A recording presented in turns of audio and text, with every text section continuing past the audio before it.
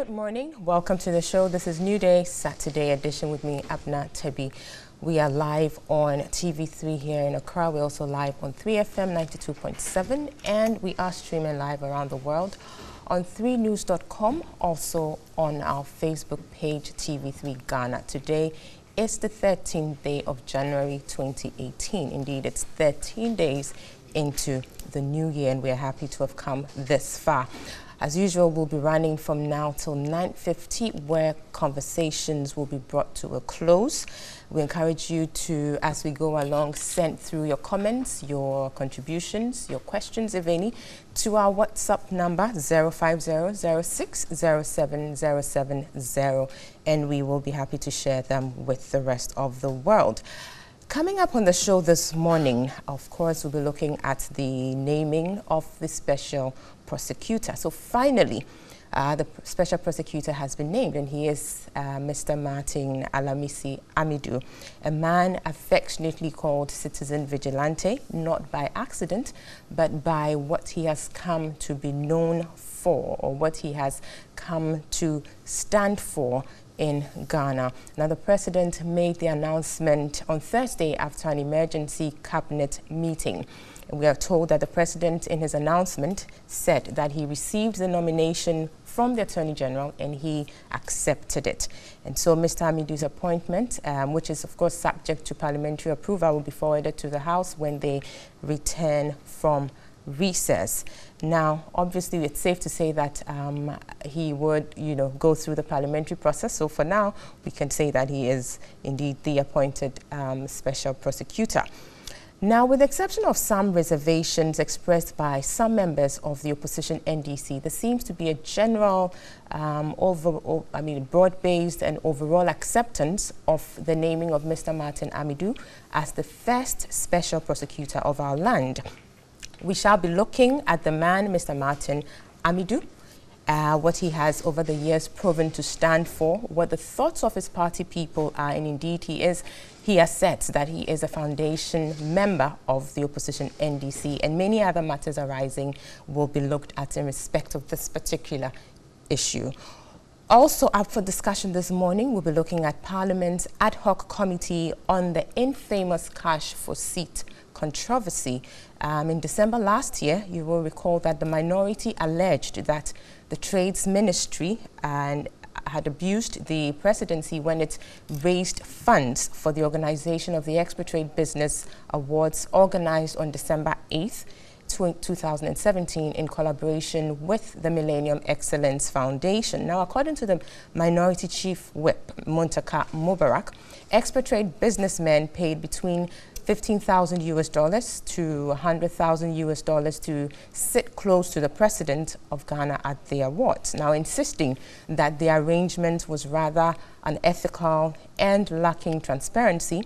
The minority called for an investigation into the matter, and then Parliament's ad hoc 5-member committee was set up to look into the matter, and they started their hearing this week. The mover of the motion and the seconder, Muntaka Mubarak and Okujeto Ablakwa, respectively, have taken their turns at the hearing. Also to appear before the committee was the Minister of Trade and Industry, Mr. Alan Chematin.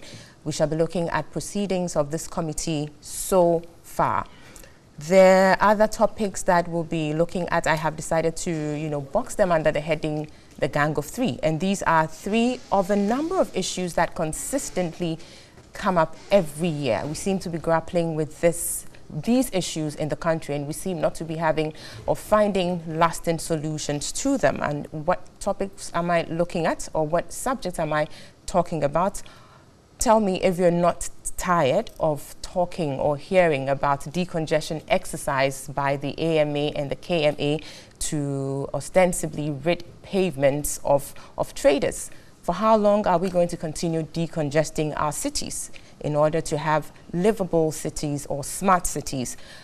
Also, another issue that we consistently talk about, but we seem not to be having solutions to, has to do with the nomadic herdsmen and how they interact with their host communities. And this time it involves a joint military and police action in Agogo in the Ashanti region. Again, for how long will we sit with this rather unpleasant situation? Then there is also another unfortunate incident or recurrent incident which has to do with the Bimbilla crisis. For how long will we allow, innocent lives to be lost in respect of Bimbilla crisis? And we hope some lasting solutions are found to these recurrent challenges. We'll take a break at this point. When we come back, I will introduce the panelists for today's conversations, and we will dig right into the conversations for today. You're watching New Day, Saturday edition. We'll be right back. The name of the proposed special prosecutor.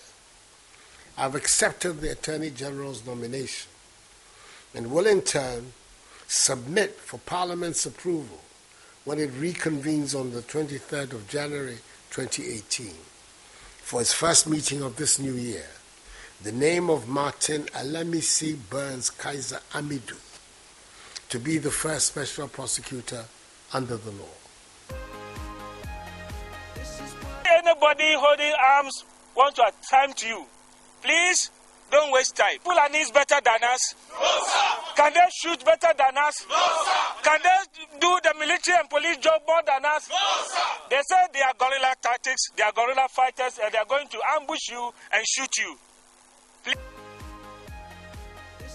It's a private money. I have agreed to that. Okay. And I'm saying that this law says that you can use government receipts to collect that private money and pay into government account. That's my question. Which law says that you cannot? It's very simple. You are alleged. So the burden of establishing that lies squarely upon you. We are going to intensify it so that anybody who lives in the city or comes into the city will come to the realization that there is discipline here.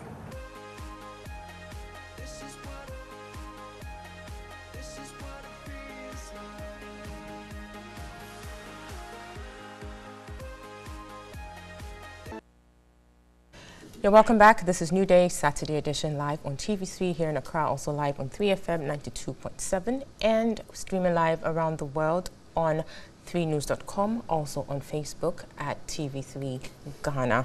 We'll quickly move on, and I'll start with an introduction of the panelists for today's conversations. From my extreme left, we have Mr. Abraham Amaliba. He is a member of the NDC legal team as well as the communications team, and he is a private legal practitioner as well. Next is Professor Clement Jidonu. He is the president of the Accra Institute of Technology. Next, we have Mr. Kwame Jantua. He's a member of the CPP, vice chairperson of the Public Interest Accountability Committee, PIAC. And last but not least is Mr. Emmanuel Asigri. He is chief executive officer of the National Youth Authority. Good morning, gentlemen, and welcome to the show. It's good to have you here. Happy New Year to you. Yes, Happy New Year to you. We'll start off with the special prosecutor issue.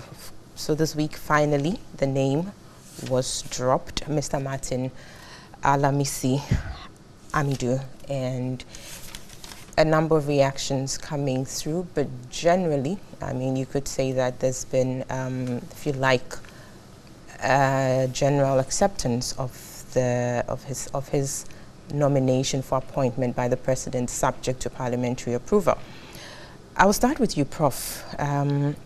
Some of the view that this is perhaps the most objective and nationalistic appointment in our history, given that the president, coming from one party, reached across the aisle to the opposition NDC and, is appointing Mr. Martin Amidou as the special prosecutor for the first time. Good morning, Abidin. Do you agree with that? Good morning. Yes, good morning to my colleagues and good morning to your viewers there. Well, I won't say this is the first time.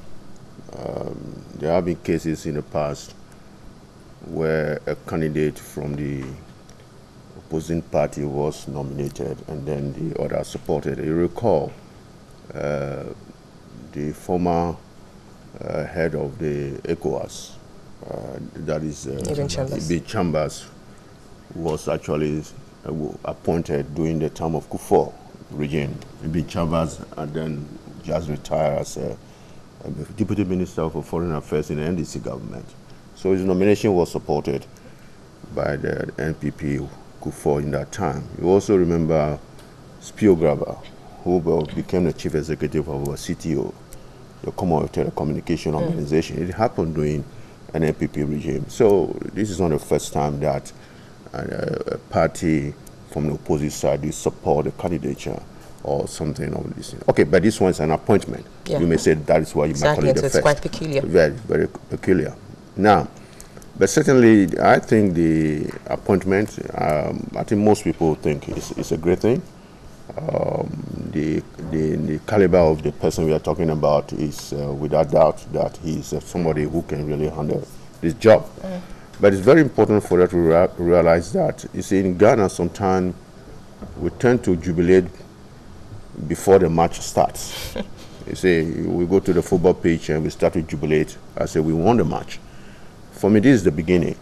You know, Nigeria also have this sort of thing. I mean, Buhari set up, came to meet an agency for combating and controlling corruption. And the czar, I mean the head at that time, had all kind of problems. One of the complaints that Buhari put forward was that he has not been successful so far, is that the judiciary have not been cooperative in trying to put these people behind bars. After almost 2 years, I think he'll be there for almost 2 years now, there has not been a lot of prosecution of people who have stolen the nation's money or been corrupt. So in other words, it goes beyond. It goes beyond. Yes, it goes beyond appointment. And there's other African countries who also have this type of instrument to fight corruption. So yes, the act has been passed. The agency has been set up. Somebody is being appointed. That is well and good, but we should be careful. I read somewhere that the appointment of Martin Amidu means the end of corruption in Ghana. Well, not so presumptuous. Not so fast. Yeah. A lot depends on what comes after this appointment, the setting up of the agency, the people who will be employed. Of course, also depends on the lawyers. Lawyers will argue cases when these cases are brought forward. So we look to see exactly how this will function. But I think it's a good start. I think the president have kept his word. I think this is his first legislative achievement, if I'm not correct. Probably one of the prominent ones. Yes, because the development authorities also went. Was one of them. So we look forward to this. Now, I'm very sure this is going to make some impact on the issue of how we handle corruption in this country. But I just hope that when they start, we're not going to have the case like we have that with the ICC, the International Criminal Court in Geneva, where the Africans are complaining that they're being targeted. Yes, that they are being targeted. Already there are some positions already that some the NDC said, I hope you're not targeted. So the MPP also said that, well, you don't target us. So we all wait to see what is going to happen. But again, this is the beginning of the match. We should not start counting our chicken before they hatch. Very well. Yes. Before we go into deeper areas of this matter, let's take a listen to the president when he announced Mr. Martin Amidu as the candidate appointed subject to parliamentary approval, and then we'll come back to the panel. Special prosecutor. I've accepted the Attorney General's nomination and will in turn submit for Parliament's approval when it reconvenes on the 23rd of January 2018 for its first meeting of this new year, the name of Martin Alamisi Burns Kaiser Amidu to be the first special prosecutor under the law. I have done so because I'm fully convinced that Mr. Martin Amidu, a prominent legal personality who held the high office of Attorney General of the Republic in the government of the late President Professor John Evans Atta Mills, has the requisite integrity, competence, courage, and independence of character to discharge effectively the responsibilities of this new office. I can also personally vouch for his public spiritedness. We were on opposite sides in a series of landmark constitutional cases in the period leading up to and in the early years of the Fourth Republic. Mr. Amidou has indicated his willingness to accept the appointment. I thus have the honor to submit to Parliament, when it reconvenes, the name of Martin Alamisi Burns Kaiser Amidou for its approval for appointment as special prosecutor. It is my hope and expectation that the praiseworthy speed and dispatch with which Parliament acted on my nominees for ministerial appointment last year will characterize its handling of this nomination. So that was the President there when he announced Mr. Martin Amidou as the person nominated for appointment subject to parliamentary approval. I will move on to Mr. Malipa now to hear what your thoughts are on this development. Indeed, let me have your general thoughts, but also specifically, if you could address this, that do you think that the naming of Mr. Martin Amidou as, the person to occupy that office gives an indication of the President's commitment to fighting corruption, particularly by subjecting his own government to the highest test by somebody who is not from, the NPP camp? Let me start by saying good morning to your viewers.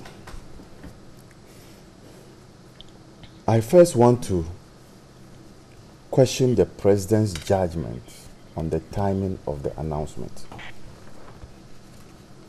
The President announced Martin Amidou's name on Thursday, on a day that Parliament, its ad hoc committee, was sitting on a matter that had to do with cash for seats, a matter the presidency has been fingered. And don't forget, this is a president who said he was going to fight corruption. And so, on that day, we all were glued to our television sets, and we heard the damning revelations coming from that committee. Now, for the president, and look at the timing. Indeed, when you watch the television, the proceedings, immediately the proceedings in Parliament ended, then the president rushed and took over the podium. Just, in fact, in Twi language, they say, "Mframakrampo ambo." Just immediately. Now, what does that tell fair-minded Ghanaians? That the president and the presidency were uncomfortable with the revelations coming in there, and they needed to throw out something which will put the revelations coming out from Parliament to the back burner. And I must say, they did it perfectly well. Because on that day, all the media houses did not even know, or if they knew, they decided to, as it were, focus only on the appointment of Martin Amidou, and left, some media houses didn't even touch on it at all, and left the proceedings of the ad hoc committee. I find that as disingenuous, and I think that because the presidency was embarrassed about the findings or the revelations coming out there, he needed to do this. But let's put that aside. No, but on that, the committee hearing the cash for seats scandal, they sat yesterday and there was news coverage about that. It's actually an ongoing process. So there's this assertion that it was to cover up something or divert. Really, is that justified? Very much so, because that was the day that the movers of the motion in Parliament were presenting their case. And presenting their case on that day, was to say that exposing the rot that Ghanaians were aware of but did not know its details. So that was the day. Yesterday was Alan's appearance. That has nothing, in fact, that will not be damning to the presidency. On Monday, what will come out, the other people will come, the millennium people will come. That will not be damning. The day that it was damning was the day Muntaka Onokujeto appeared. So it was a smart one. But on the appointment of Martin Amidu, I was surprised that Martin Amidu accepted the appointment. Reason being what? This is a man who, during the deliberations with stakeholders as to how to fine-tune the law, Martin Amidu brought out a stinker of a letter or whatever document is called, criticizing the way some people he called cabals around the president, trying to water down the effect of the act. We all know this. And said that those who are doing that are trying to ensure that their activities will not be caught by the act. And we all heard about that stinker. A stinker in the sense that? A stinker in the sense that... Because it was directed at ensuring the, if you like, the sanctity of the document, because he made reference to the fact that they had a certain stakeholder meeting and there was certain clauses were not in there, but subsequently they had found their way in there. So he was looking at how best this act would represent the desires of the Ghanaian. Isn't that the case? And those clauses have remained, they have become law today. Some have been taken out. I'm saying that those clauses have remained. Some have been taken out. I don't know which ones have been taken out, but the insertions, the inclusions that Martin Amidu was criticizing still remain. For instance, the one that says that an act of corruption should be one in which the amount is substantial. Who determines what is substantial? And I agreed with him at that time. Those things still remain. So why do you call that a stinker? And I'm saying that he criticized the attempt to water down the effect.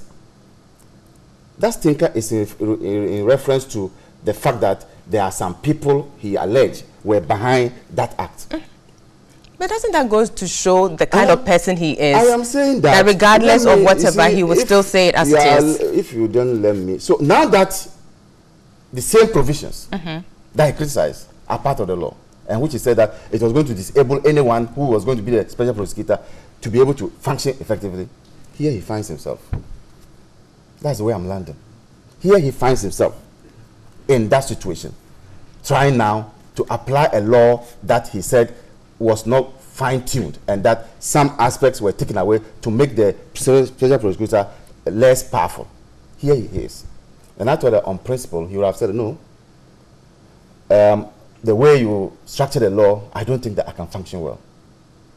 But he has taken over the function. The office of a special prosecutor is supposed to prosecute acts of corruption involving public officials, including, in some cases, private persons. Now, clearly, as we sit, there will be there are former public officials and there are also current public officials. That office would need a person who is balanced enough to deal with the two acts. That office will need a person who is not known to be openly biased against one side, because you are actually going to prosecute NDC, MPP, and many others. What I'm saying is that mainly, it's public officers. Has in recent times has a CPP man. So that you're looking at political office holders, not public officers. Then. So the political public officers are two categories. You have the MPP, you have the NDC.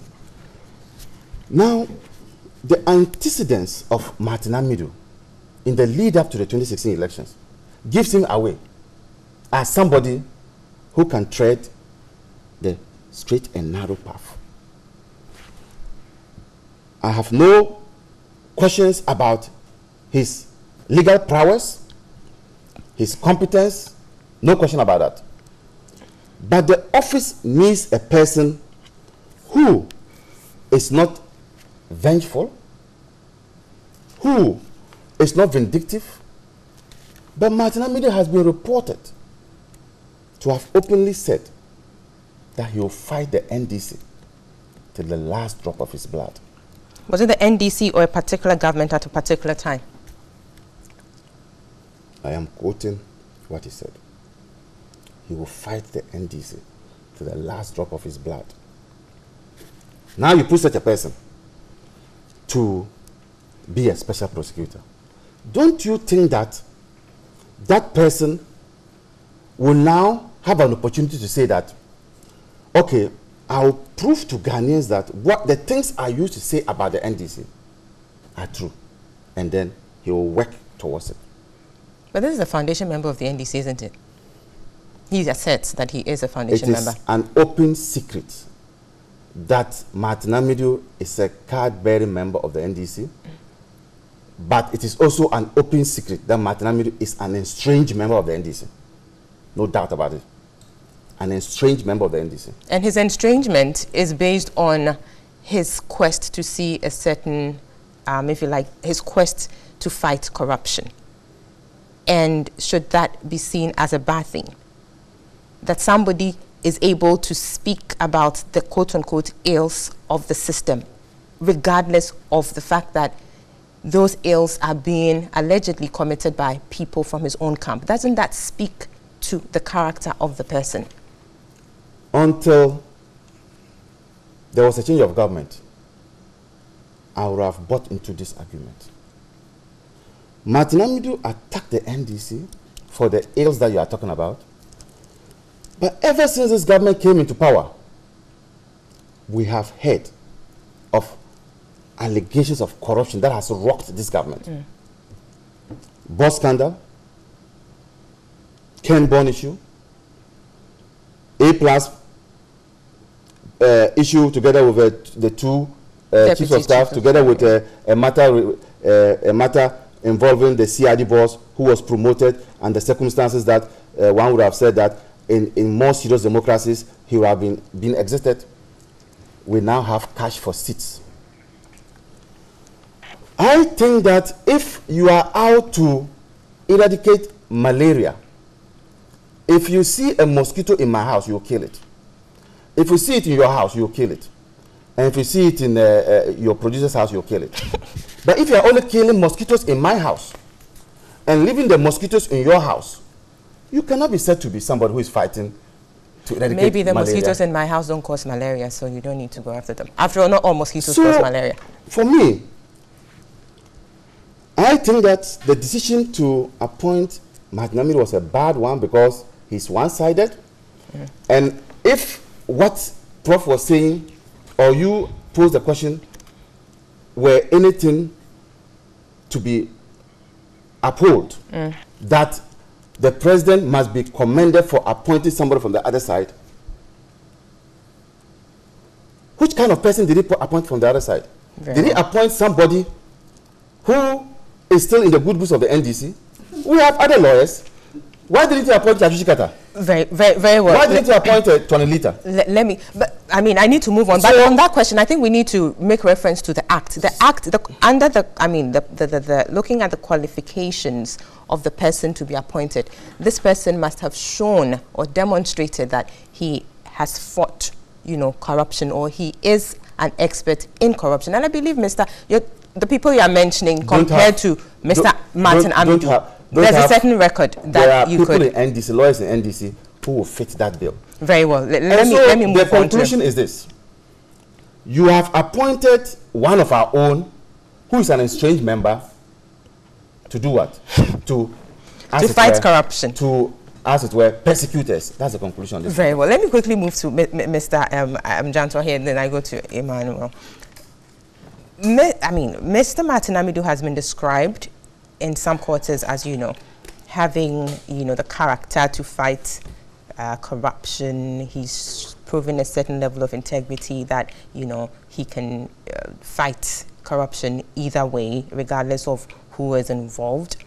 But we are hearing from Mr. Maliba words like he's vengeful, vindictive, and so would go after certain people. What are your thoughts about the naming of Mr. Martin Amidu as the person to occupy the office of the Special Prosecutor? And generally, do you think this appointment gives a certain indication of the President's commitment to fight corruption? Good morning to my fellow panelists, and good morning to Ghanaians. I am quite astounded by the presentation of my dear friend, Maliba. The NPP have been smart with this appointment. Been very, very smart with this appointment. And why do I say that? I believe, and this is my opinion can be wrong, but I believe the NPP and the government in power do not want a situation where fingers will be pointed at them for witch hunting the opposition. And it just so happens that they have taken over from the opposition party. And it is one thing they wouldn't want a stain on their presidency and their rule for people to say that they took one of their own, and one of their own is witch hunting the opposition. So they've been smart there. But according to Mr. Maliba, he's not really one of their own. He's an estranged. This is what I don't understand. What is the reason why this special prosecutor thing has been brought up? The basis of it is corruption. And there has been alleged corruption in the NDC. There's been alleged corruption in the NPP. That's the basic line. Now, why did they do away with Martin Amidu when he was Attorney General?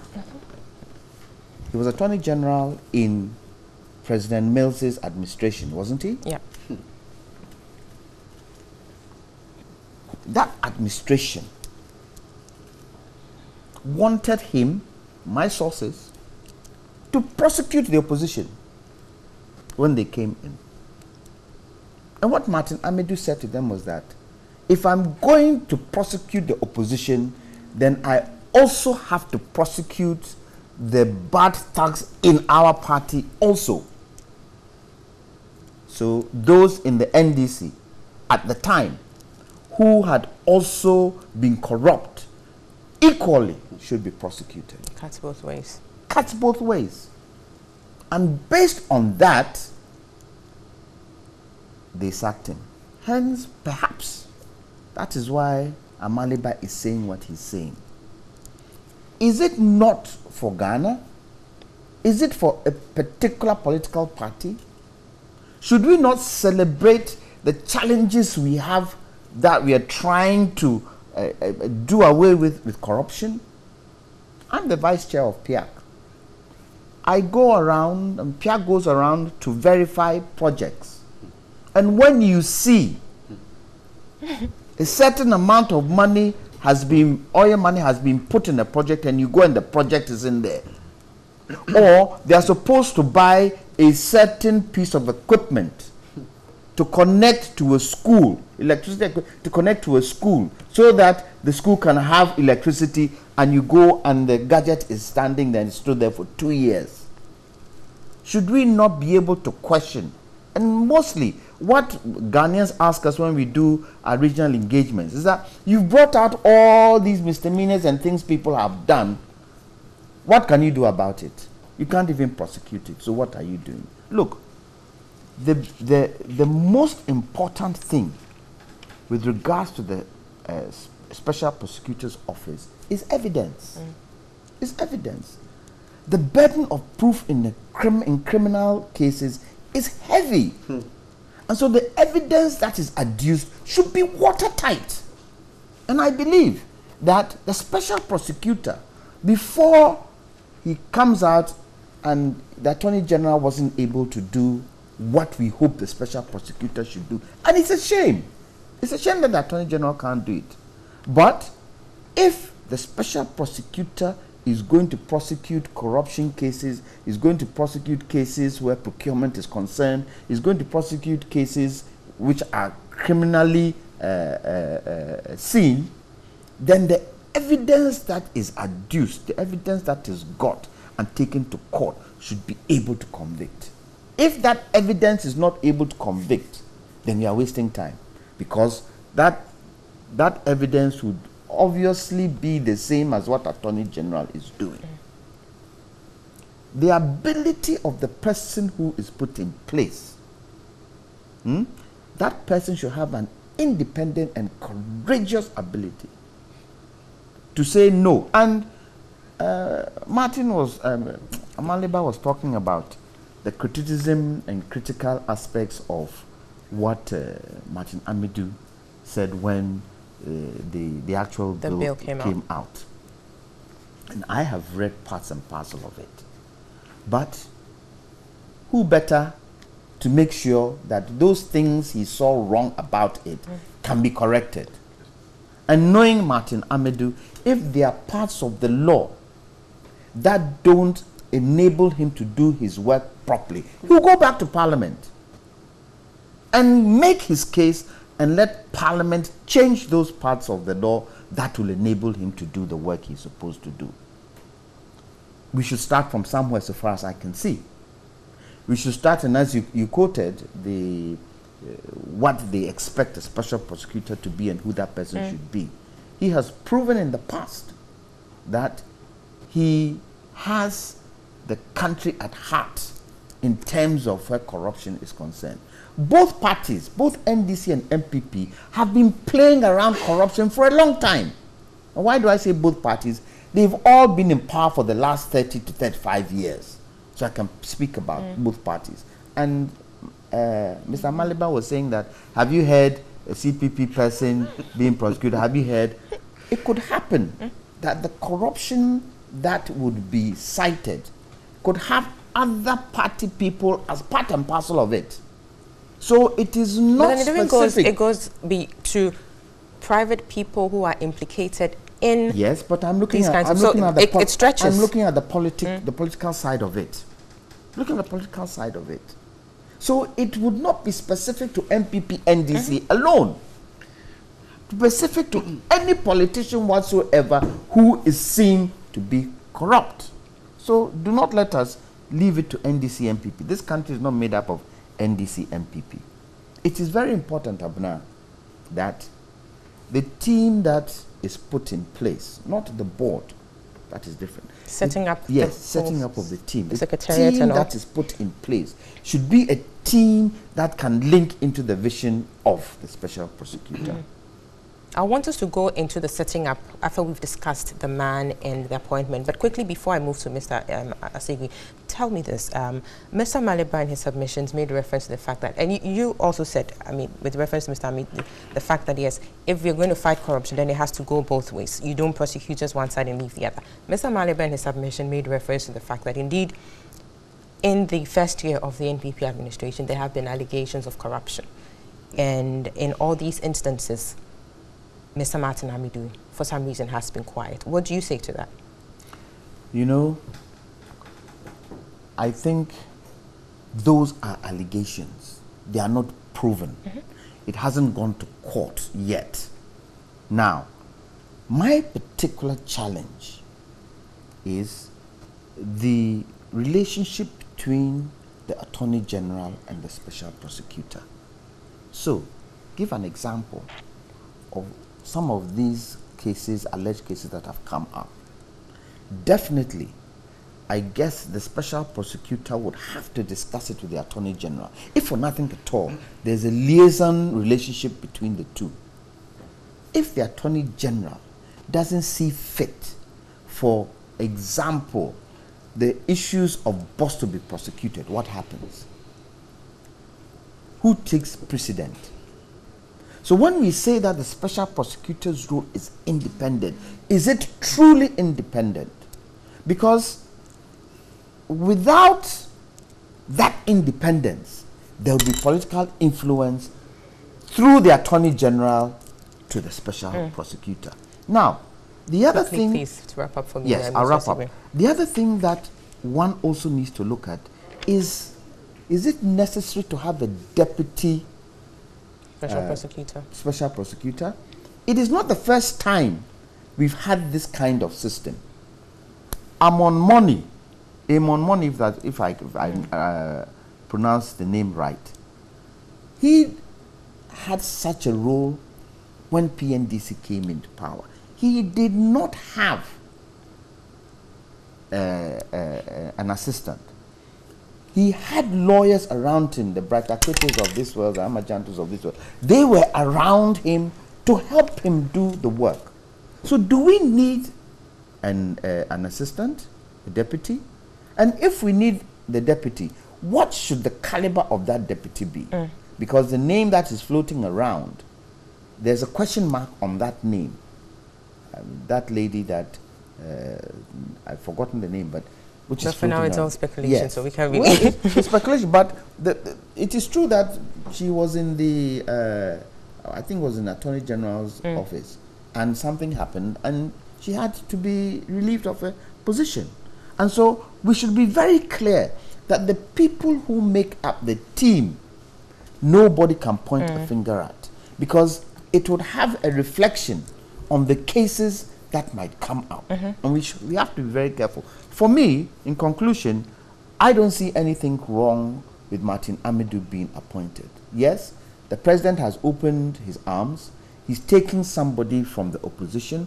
I think the world in general, seeing it, will say Ghana is truly democratic. For the president to be able, for such a sensitive position, to go into the opposition to pick someone, it is something that I think we should all be happy about and see that it is handled and handled well. Very well. Thank you. Mr. Asikwi, to you. Obviously, you will have nothing but good praise for what has happened. So let's look beyond the naming of the man and look at the setting up of the office to ensure that it achieves the purpose for which it's been set up. Now, one of the things, or one of the reasons why this office was set up was to, help or deal with the challenges that the previous arrangements that we had with the Attorney General and the Minister for Justice had, which was that, yes, we couldn't do things because the AG wasn't independent, given the appointing authority and all of that.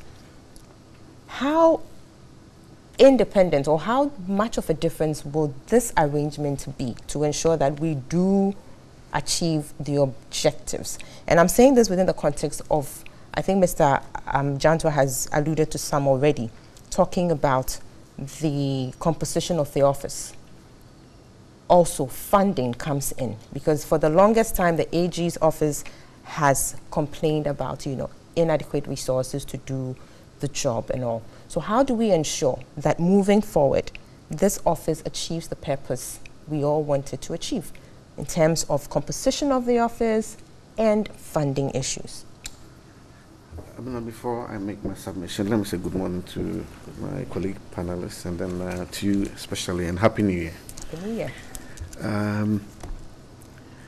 The issues which you have put before me, to start with, the issue of funding. I think that if you have followed through, the state institutions that are supposed to be working, closely at looking at how we carry ourselves, that would lead to who has been corrupt or who is doing what with state funds and all that. You realize that this government, under President Akufo-Addo, has upped the funding for these agencies. I mean, it is an open secret that the Auditors General's of office has received monies, on time. And I listened to him about 2 weeks ago when he was talking about the bit of improvement that is in place. So the issue with regards to President Akufo-Addo indicating that he wants to make corruption an unattractive venture within his government and beyond. Looking at the things that are playing out, I have no doubt in mind that he is really walking the talk.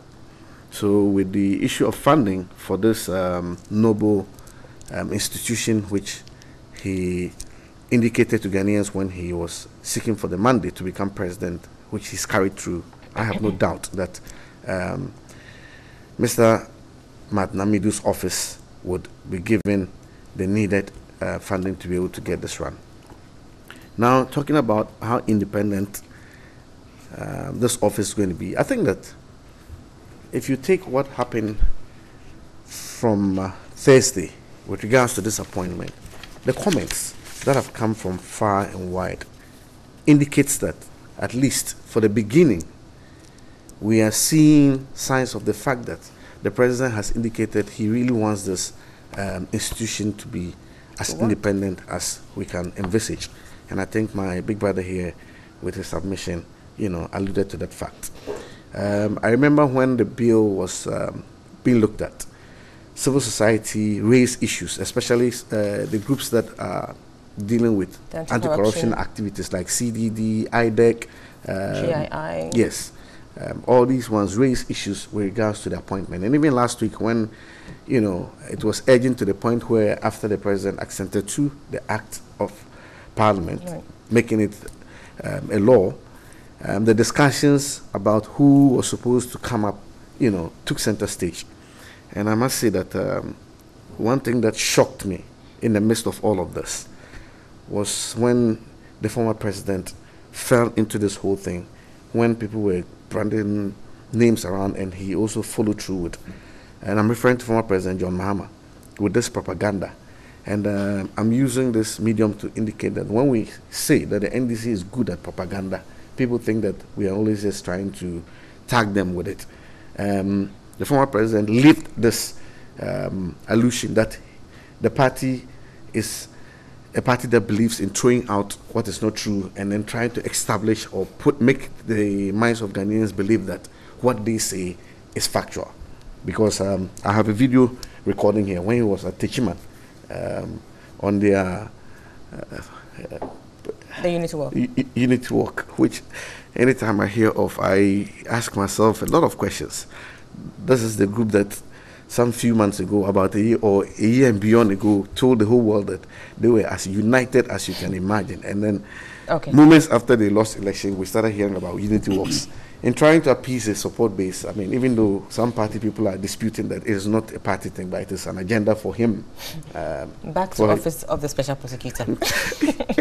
I'm in that line. I'm not deviating at all. So taking into account the man who has been appointed to run this, I have no doubt in my mind that President Akufo-Addo has indicated by all standards that he really wants this institution to be as independent as it would. Those who seems to find problems with Martin Amidu and then raising issues which some of us don't think that we should be raising now. I mean, this is a man who has cut a niche for himself. And we know, just as Prof said, this is not a man who would come in there when it is to do with an MPP person, a government appointee like me. He will say because he was, brought in by the current government, he's going to, shield anyone. We all know, and we've told ourselves as government appointees. I remember I was in the midst of some party friends, and they were like, you guys, henceforth, anything that you buy, you need to keep your receipts and keep it tight. Because, or any transaction that you do, you need to keep all your documentations tight. Because this man, he's going to come after anybody. And I have told people that this is a man who is wielding a knife that cuts from both sides. Exactly. And on that, let me take you back to your, some part of your subject where you talked about the reaction from the anti-corruption CSOs and movement, if you like. I think a couple of them talk about the fact that for the office of the special, or for the special prosecutor to deliver on his job the way we would want him to, he should be given a free hand to appoint people, to set up, in terms of setting up the office. And I thought to myself that perhaps, yes, this is a good thing, but perhaps it's coming in rather late. Because when you look at the act, literally, the president sets up this office. There's a provision, I think, section 21, that talks about other appointments being, you know, by the president. Mind you, the special prosecutor himself, the deputy himself, nominated by the AG, appointed by the president, and, you know, subject to the approval of parliament. So ultimately, you're looking at the situation where the special prosecutor himself really does not get to put anybody in there. So it raises issue about independence again. So that, yes, we may be talking about the character of the man, but it goes beyond that, doesn't it? And for me, I see that as an issue. Abena, you have a right to that opinion. I can't take it away from you. But let me situate something here. And it's not because I have this platform. These are facts that anybody who is in government and anybody who's been around would, you know, attest to what I'm going to say. We are not looking at this establishment of this Office of Special Prosecutor just within the Akufo-Addo regime. We're looking at it beyond, and that's why I believe you're raising this. But to start with it, and I believe when we have, you know, a start on any issue, amendments could come in. Looking at where we are starting from, this President Adodankwa Akufo-Addo, has indicated by all standards that he has a different way of approaching his governance process. This is a man who, even where it is given, the Constitution is giving him the mandate and the right to appoint people, certain people, he goes out to consult, to do broader consultation. I say this to backtest a point that if you take all the ministers, substantive ministers who are in place, none of them had a deputy minister imposed on him. He invited them. If he had a name, he suggests, and I can tell you that some ministers even rejected some names that were proposed to them. But you see, this goes beyond this particular president who you're saying has a certain character. I've made a point. That's why I'm saying that we could have amendments coming in place. If me seated here, Emmanuel Asigri, after he had appointed me, before my act, the act that establishes the National Youth Authority, has mandated that I must have 2 deputies. Before my deputies, I had engagements with President Akufo-Addo in his office, where we discussed the 2 who were to come as my deputies. And he's giving this opportunity to anyone with regards to an office that you have to lead. So I believe that even though the document or the provisions that puts in place this office gives direction to what you're saying, I believe that Martin Amidu will be given that opportunity by this president, because he has lived this, and I'm saying that he will be given this opportunity to probably bring the people who he wants to work around him, probably except for the deputy, who I believe would be subjected to parliamentary approval, like Mr. Martin Amidu would have to go through parliamentary vetting to properly get to occupy this position. Okay. So that brings to point the issue which my big brother Kwame raised. I don't know what the issues are with regards to the woman, but I also know she served at the Attorney General's ministry. If there are damning issues that should not let her be there, I believe the processes... Well, she hasn't been named yet, so we don't know. Unless you're telling us it's a done deal. Oh, well, if I thought that she's been named, because in the last 2 days I've been involved with a few things at my end. You know, if she hasn't been named, let me retract and let's stay focused. Let me not fall into the kind of trap that was set and the names were put out there, and then you had people talking about the fact that somebody's brother is a governor of the Bank of Ghana and he was supposed to come. When these persons who were raising these issues were serving as ministers in government, and their sisters or relations who, per my, and not only me, but per the standard procedure, were not qualified to be in certain positions, were put there because of family relations. And I'm raising an issue with regards to a statement that was made by no less a person but Joyce Bauer last week, when he raised this issue. And then, hold on. No, but you see, that's the point. And then he forgot that when he was deputy minister, his sister Clara was a board member of the Bank of Ghana as a bank worker. That let me get back. Let me get back to the issues. Wrap up for me, and then I go on to take some messages. Let me get back to this issue. Abraham, as usual, wants to come in and interject. The financial side that we asked. I'll get there. Abraham, as usual, wants to come in and then interject. Please focus. What? I mean, your time is almost up, so I need to. Mr. Maliba, I'm staying focused. Please allow him to. I'm staying focused. The point is, you sit here and then 30 seconds. Since Thursday, you've been running around talking about the timing the president appointed, as if you have put time in for the president to appoint or do his work. Mr. Sigri, yesterday, when the sitting of the do you want to conclude your comments, or you want to use that too? He was in Takwa executing what the mandate is. Your problem. Let me take some messages. Excuse me, gentlemen, please. Mr. Sigri, I think your time is up. We need to take a break. When we come back, Mr. Sigri, your time is up. You decided to talk to Mr. Maliba about that, so we will take a break. When we come back, we will conclude on this and then move on to the next topic for discussion. You're watching NewDay Saturday edition. We'll be right back.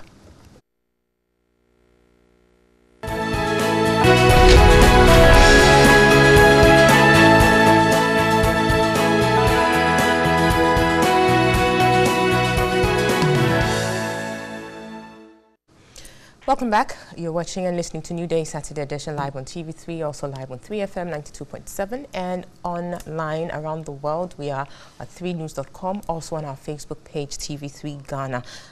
Thankfully, my producer has agreed that we go for some 15 minutes in respect of this topic, so we wrap up and then move on. So we will do some more analysis of this issue. But quickly, let me take some messages from viewers and listeners. This one is coming in from Zulka Musa in Ibrahim. He says, good morning, Abna. Mr. Martin Amidu's appointment is good news to concerned Ghanaians. We need more of Martin Amidu's in this country. Corruption is eating us up. We must fight it from all angles.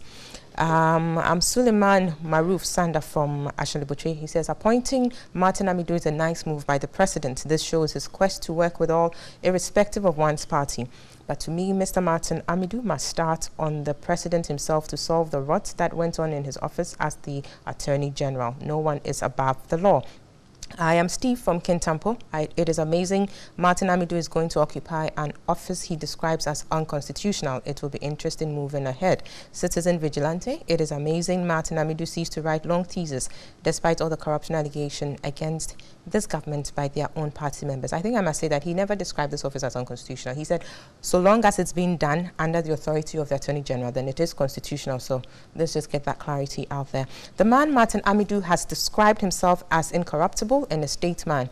Indeed, he deserves the job, and I entreat all Ghanaians to use every possible means to support his bid. President Akufo-Addo, God bless you. It says, greetings to Stephen and team, the incoming national chairman for NPP. Okay, this is Sami Boachi of Asaman Kese. Muftal from Bolga says, Abna, it's obvious that the president is prepared to fight corruption after appointing Mr. Martin Amidu as the first special prosecutor. I'm cautioning the current appointees. Mr. Martin Amidu will never burn down whenever he gets hold of you in corruption practices. Let me take this last one and then we move on. Aziz Donla Inwa says, Martin Alamisi Amidu as special prosecutor is a welcoming and attractive news for the protection of the public purse against corruption. However, I hope and wish this new law will start with the 800,000 website saga, the contaminated fuel, the expectorate brouhaha, the A+ controversies, and the inflated cost of 6-unit classroom blocks, which are now costing 770,000. Thanks for your messages. We'll pull the brakes on here and move on. Now, Prof, let me come to you quickly, still on the functioning of the office now that the special prosecutor has been named.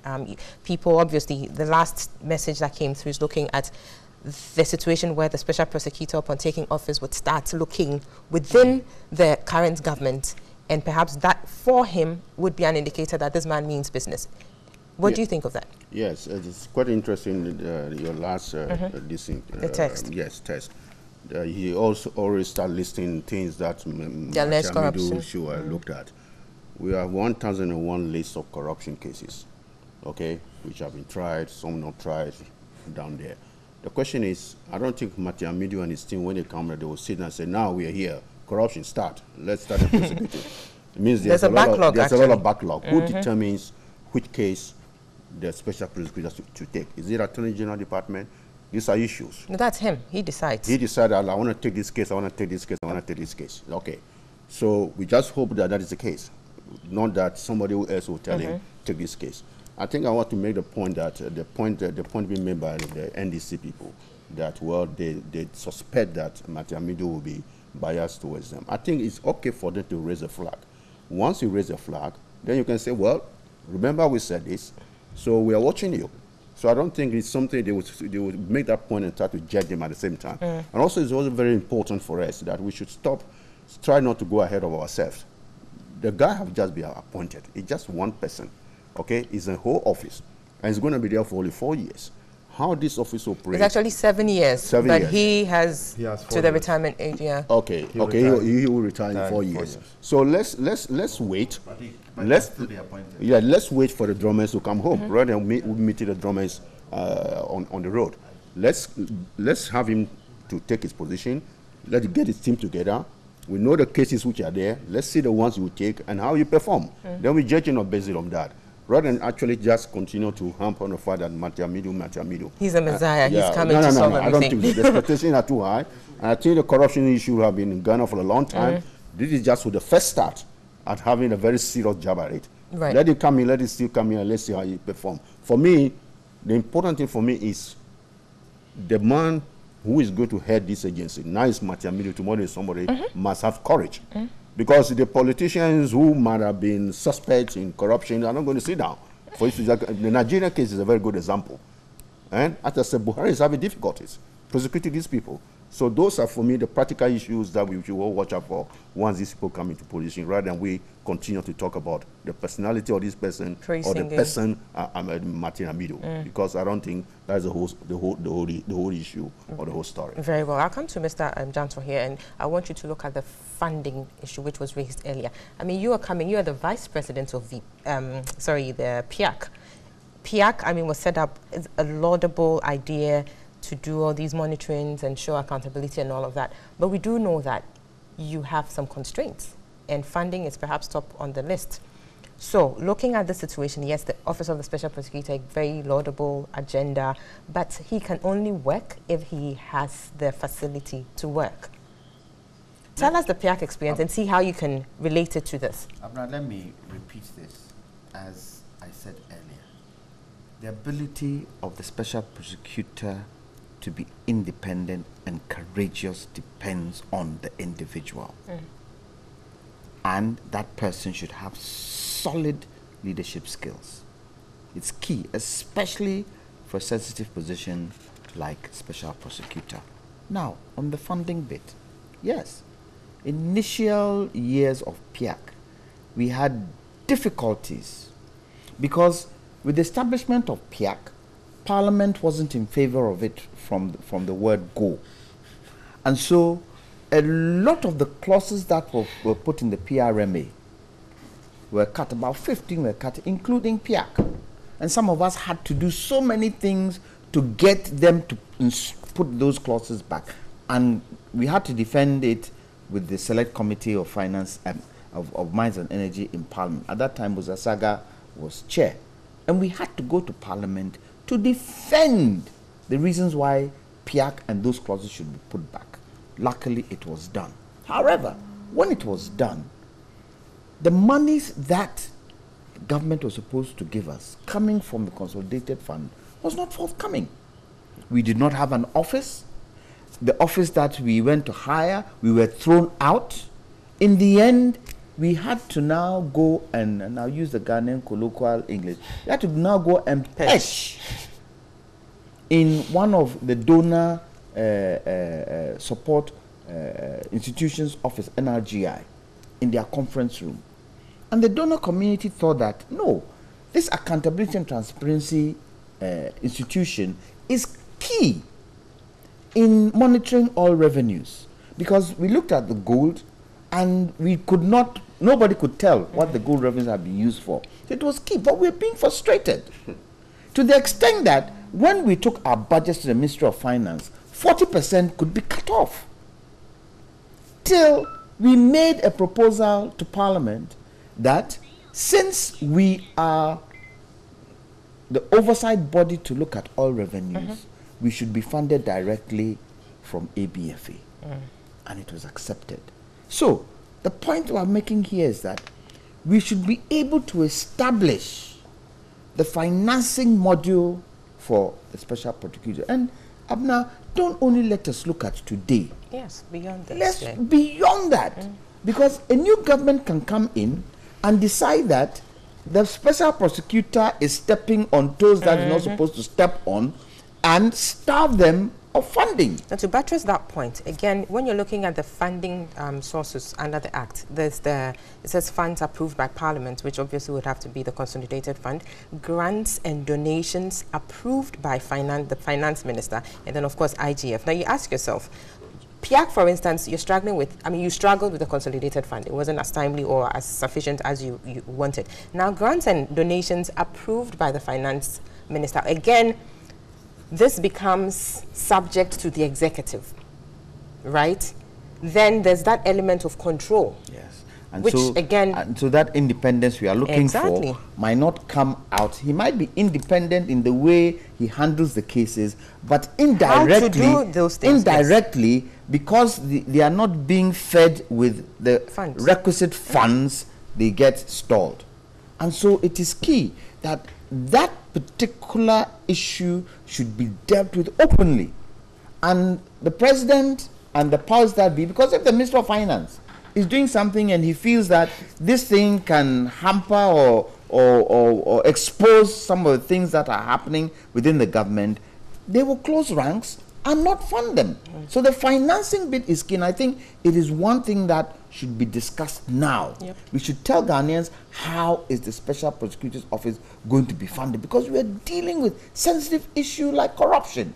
And without money, he can't do what he's supposed to do. Even if but he's desirous of doing it. Knowing Martin Amadou, looking at some of the things he's done in the past, he would come out and he would say it. Very well, yes. We look forward to such a time. Yes, Mr. Maliba, you're wrapping up conclusions. I mean, this. As to which cases should the special prosecutor, send to court? Right.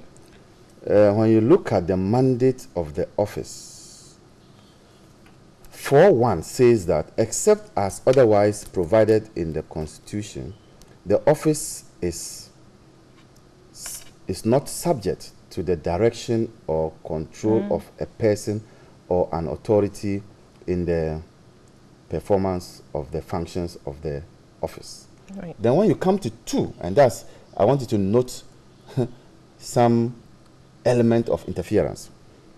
Subject to clause 4 of Article 88 of the Constitution, the office shall, for the purposes of this Act, be authorized by the Attorney General to initiate and conduct the prosecution of corruption and corruption-related cases, offenses. Now the question is, for the initiation, that is, take this case, the special prosecutor has no control. It must come from the Attorney General. Take this case, refer this case to the AG. But when he is now in motion and is now conducting the case, no interference. So that Ghanaians should know that. That is the Attorney General who must say, take this one. But when he now takes it and his hands are now on the work, that one, you Attorney General, you're out of it. So in effect, the man is not free after all, because he cannot on his own, as he's sleeping in his house now watching us, he cannot just decide and say that I am going after this one.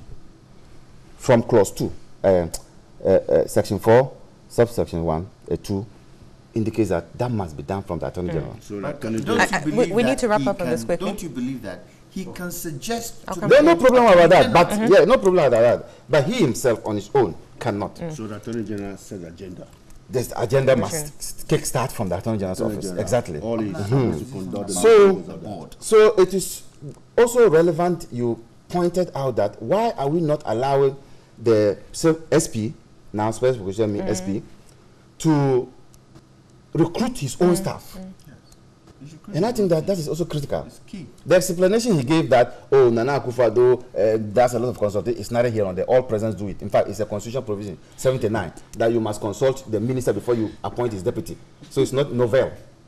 You get my point? So that's not a cure.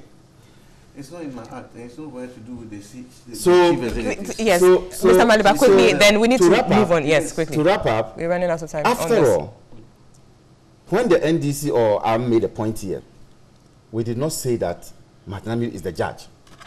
He cannot be the judge. He still has to go to court, just like any lawyer, with evidence to support, and then get conviction. Else, he cannot do anything about it. But we are just pointing out the kind of person. I need to move on. Mr. Majanta, please. We've run out of time. My producer's on my neck. Seriously. The board. Mr. Asigwe. We'll come to that. Mr. Asigwe, carry on. Yes. And I think that you buttress the point. Talking about the fact that, I mean, those who seems to have a problem with Martin Amidu named as the special prosecutor, talking about the fact that some supposedly corrupt issues have come up and he hasn't spoken about it and he's taking up this responsibility. You see, sometimes I don't know why we as Ghanaians or some Ghanaians try to do this to us. And Amaliba type of the Ghanaians are the ones I'm referring to because he brought this up. Martin Amidu had issues to do with what he was privy to as Attorney General. His issues which he has raised, and we've all come to understand his position, and then giving him even that accolade as citizen vigilante, was to do primarily with judgment debts, especially with Wyoming's judgment debts. And he went further and then talked about the fact that the woman he took over should be prosecuted. And this is out there. So when did Martin Amidu start talking about ills and corrupt related matters to do with the government of the past, that today when NDC and its affiliates decide to throw things out and say these are corrupt matters they want to put on President Akufo-Addo and his government, Martin Amidu has not spoken for that matter. He should be hanged or should not be allowed to take this. No, I think the point is, if there are things happening and they are worth talking about, what stops him? Are you saying he's an expert in judgment debts only, and for that matter, that's what he should? In the past that has given him where it is that we all think he fits for this position. And I'm saying that the issues he's spoken about, written about, said whatever it is about, are not issues that when people throw out, he comes to also join. These are issues that he's privy to and has indicated that even as a sitting Attorney General, when he raised the issues with the sitting president at the time, they decided that they wouldn't go with him, and that is how come to his exit absolutely. And today they say because he was removed, he's being vindictive. I think we can. On that note, I think we can bring it close to absolutely. So this thing they're running around with, they should stop it because we all know what he's been talking about. Okay, there's so much to talk about in this particular matter, but of course we cannot. We need to move on to other matters. So we'll move on now to look at the Parliament Ad Hoc Committee on what has become known as cash for seed controversy. So this week, the 5-member committee started their hearing, and Mr. Okudzeto-Ablakwa, Mr. Muntaka Mubarak took their turns. Also to appear before the committee was the Minister for Trade and Industry, Mr. Alan Chamatin. Quickly, Mr. Janto, start us off here. Your thoughts on this whole process? Well, I believe that some members of the ruling party feel it's a waste of time, and those members of the NDC who brought the motion feel that it's an important thing to discuss. Let's get to the bottom of it and let's get over and done with. There are more important things to think about. If it so happens that, yes, the way things were handled were not done right, then let's come out and see exactly how we can change it and not allow it to happen again. For me, Abna, sorry to probably burst your bubble, but I don't think it will go anywhere. Even if it so happens that we find a misdemeanor in what went on, what is going to be done? Who is going to be sanctioned? When you look at some of the monies, oil monies that have been invested in projects, and we haven't seen the projects there, what has happened? Nothing has happened. And so for me, it's just an exercise that is happening. Let's listen to it. I'm more interested in listening to the Millennium Challenge Authority because of the conflicting... Millennium Excellence Foundation. Sorry, Millennium Excellence Foundation. Because of some of the conflicts that have come up in terms of the expatriate wasn't supposed to sit next to the president. the president they were referring to was the president of the Millennium Excellence Authority, and not. So I want to hear that. I would probably give a better rendition once we've heard all the evidence. Right now, we have heard the evidence from the NDC side. Yesterday, we heard a very emotional and spirited evidence from the minister himself. Let's hear what they say, and then when the results come out, for me, we can then conclude and make our final thoughts on it. Very well. Mr. Maliba, your thoughts on this? Is this, do you think this is an exercise in futility? Are we going nowhere? What are your expectations? Well, in a democracy, you would have the majority having their way and the minority having their say. And what happens after that? The Ghanaian people or the citizenry will now take a decision. And so it is not an exercise in futility. It is not less important than other cases, because if it is proven, and for the 2 days so far, it has been proven that some expatriates paid money, not all of them. It has been proven, just for the 2 days. Now, if it is proven that our presidents, the people who sit close to our president on that day paid some money just to sit close to him, it's true, this is damning enough. Already, the embarrassment is out there. In fact, BBC Pidgin, it was reported that the most expensive seat in the world is in Ghana. Do we want that accolade? No. So let's go into details. So that's why it is not, that's why, because of the international embarrassment, that's why this exercise is not an exercise in futility. And so for me, it is good that this is happening. At the end of the day, we want to learn lessons from this. The idea to honor experts is not bad, but to take money from them so as for them to get closer to our president is the idea that is bad. And so the committee is doing its work. Let's not stampede them.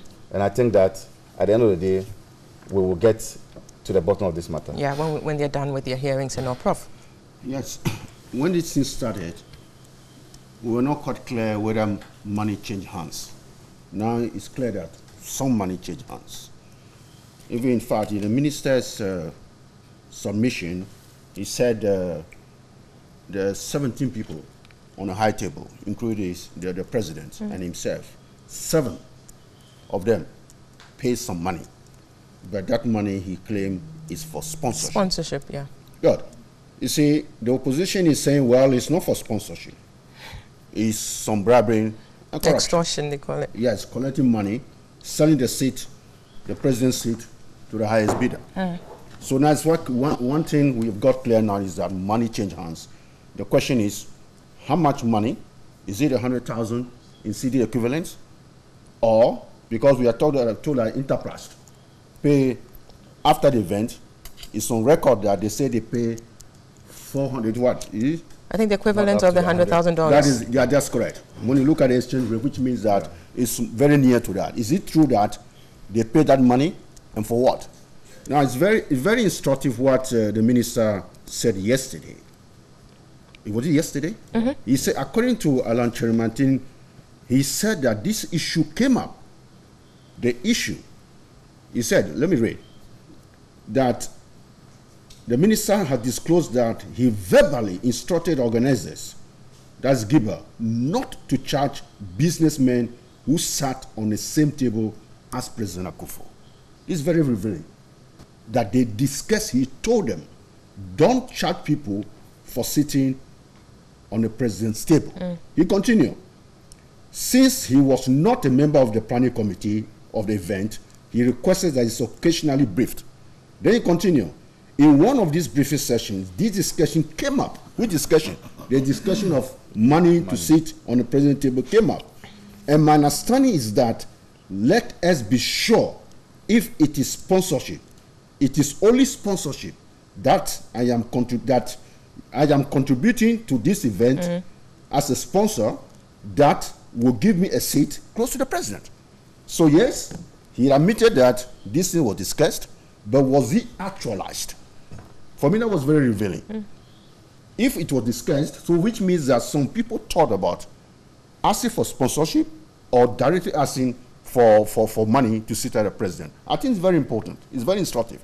And there are some rules of engagement in our system that in some countries, yes, the seat near the president is sold to the highest bidder. It's done in a lot of countries. You sit near the president, you have a chat with the president recognizes you. You go to dinner with the president. It's done in a lot of countries. All I want to be, what has to be clear, is it part of our rules of engagement? NDC people, do you people also do that also? We don't do that. Are you sure about that? We don't do that. Huh? You don't expect him to say otherwise, do you? We don't do that. Okay, we don't do that. So we are the ordinary people down there. If it's done, for us, we don't do that. It's done. Only that these guys were caught. So I think for me, the revelations that are coming up shows that yes, money changed hands. Is a question of whether sponsorship or no sponsor. Of course, what I also want to know, the letter written to these people, it was not communicated verbally. They wrote them a letter. Yeah.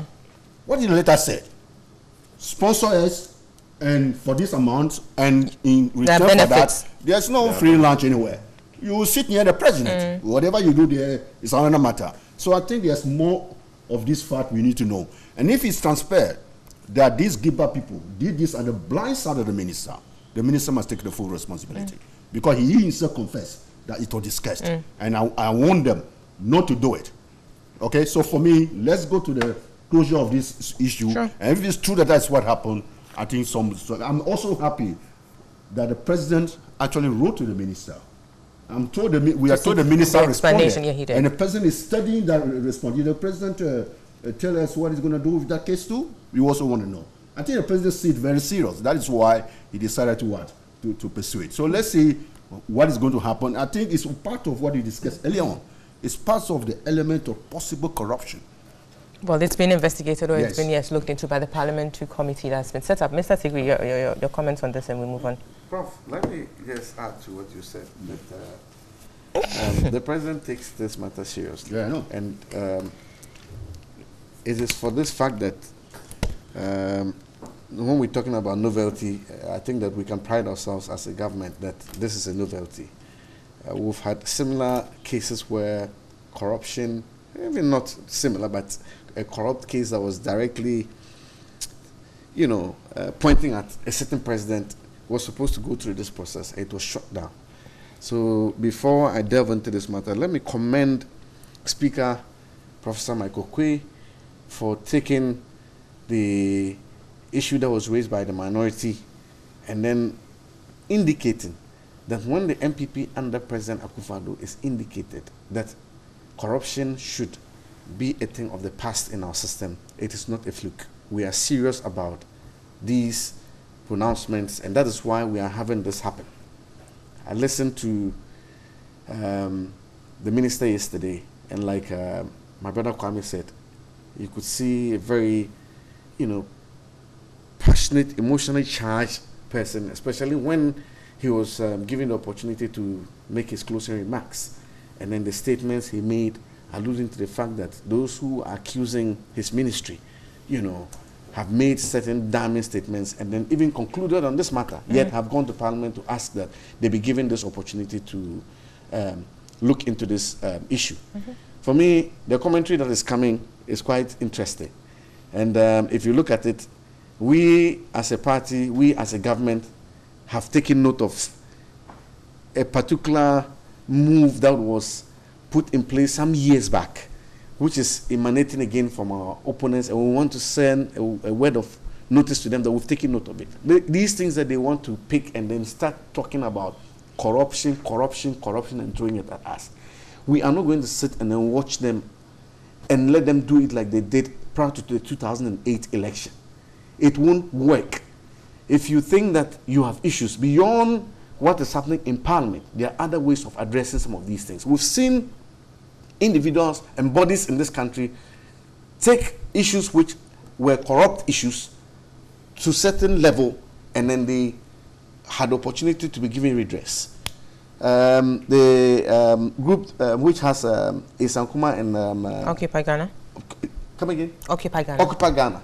When the issue of the branding of these buses came up, and then things were tried, I mean, the system tried to, you know, curtail things and then make it look as if it wasn't an issue. They went beyond just we talking about it, and then they got the courts to indicate that some information had to be given. So if our opponents have any issue that they think that any member of this government is involved in any corrupt activity, I believe there are areas where they can seek redress.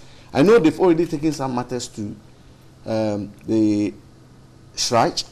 Shraj is come out to give its ruling, and yet when you find them sit down and they want to say they have issues against this government with regards to corruption, they go back into these areas. Amaliba just did it, talking about bust, talking about Eurobond, talking about all the things they keep repeating. I just want to indicate that we have taken particular notice of this whole thing, and we would tell them in plain language that they won't succeed in that situation where the Ghanaian people have put us in there, reposed confidence in us, where we are respecting it and then giving them a measured response in terms of our delivery. And they think that the only way they can bring us down is to start calling us corrupt people. We want to let them understand that we've taken note of this move, and we would meet them boot for boot with it, because there is nothing in all these issues that they are raising. If they think they have anything beyond that, let them go and then make it an issue. There's matters that are coming up. But they have the right to raise it. No, Kwame, I'm not saying they don't. But I'm talking about issues where they go and then seek redress, and when matters are concluded, they still count in. In respect of the matters you mentioned, I think it's only the bond issue that has gone to Shraj. Of course, but the other things about bust and those other allegations have not necessarily been addressed by, if you like, Shraj or any other body for that matter. I don't agree with you that any other body. If we want to tell us that when some findings come from a certain quarters, we don't agree, and then we say because we see it in some light, and because of that we don't want to accept it. That's a different thing altogether. And let me remind you, it is not the issue of just the Eurobond. The issue to do with the two deputy chief of staffs is an issue that has been concluded, but you find them still mentioning these things. So we know it is a stock in trade of these our opponents, and then we are saying that we have taken keen notice of what it is they are up to, and we won't allow them to project this. They are the same people who will tell you that the government is doing nothing about issues that have been raised in terms of corruption. And I was listening to the former Deputy Attorney General, my own brother Dominic Ayine, last week, and he was making this, last 2 weeks, he was making these statements. The government is doing nothing about it. Then you come back and say, when it has to do with President Akufo-Addo and his people, they sit at the Flagstaff House, go through it, and then say they've exonerated them. In one breath, you are calling for government to do something about it. When they go into the matter and then they say they can't find anything, then you say you don't agree. And you go on and you say these are the corrupt issues we have against this government. That is what I'm saying. I am not saying nobody should. Listen, we are not angels. Abena, we are not. Has been cleared. People do have reasons. No, but I have just pointed, and you yourself have you've just referred to a particular case, and I've said it is not only that case. Cleared, yeah. We have issues that have been cleared, but you have a case where government sets a team to look at it, and then it comes out to say that this is what it is we have found. Right. There isn't anything to hold anybody in there, and then we say we are not angels. We need to take a break. We will take a break, but let me just conclude. Don't truncate me like this. We are not angels. We won't say that we are above reproach. If anybody has any issue, that it is that they believe we have done anything that is untoward, they should seek proper redress, like we are having to see what is happening in Parliament today. When some years ago, we didn't have the opportunity to see a similar situation happen. Very well. We'll take a break. When we come back, we will move on to the decongestion exercises by the KMA and AMA. We'll be right back.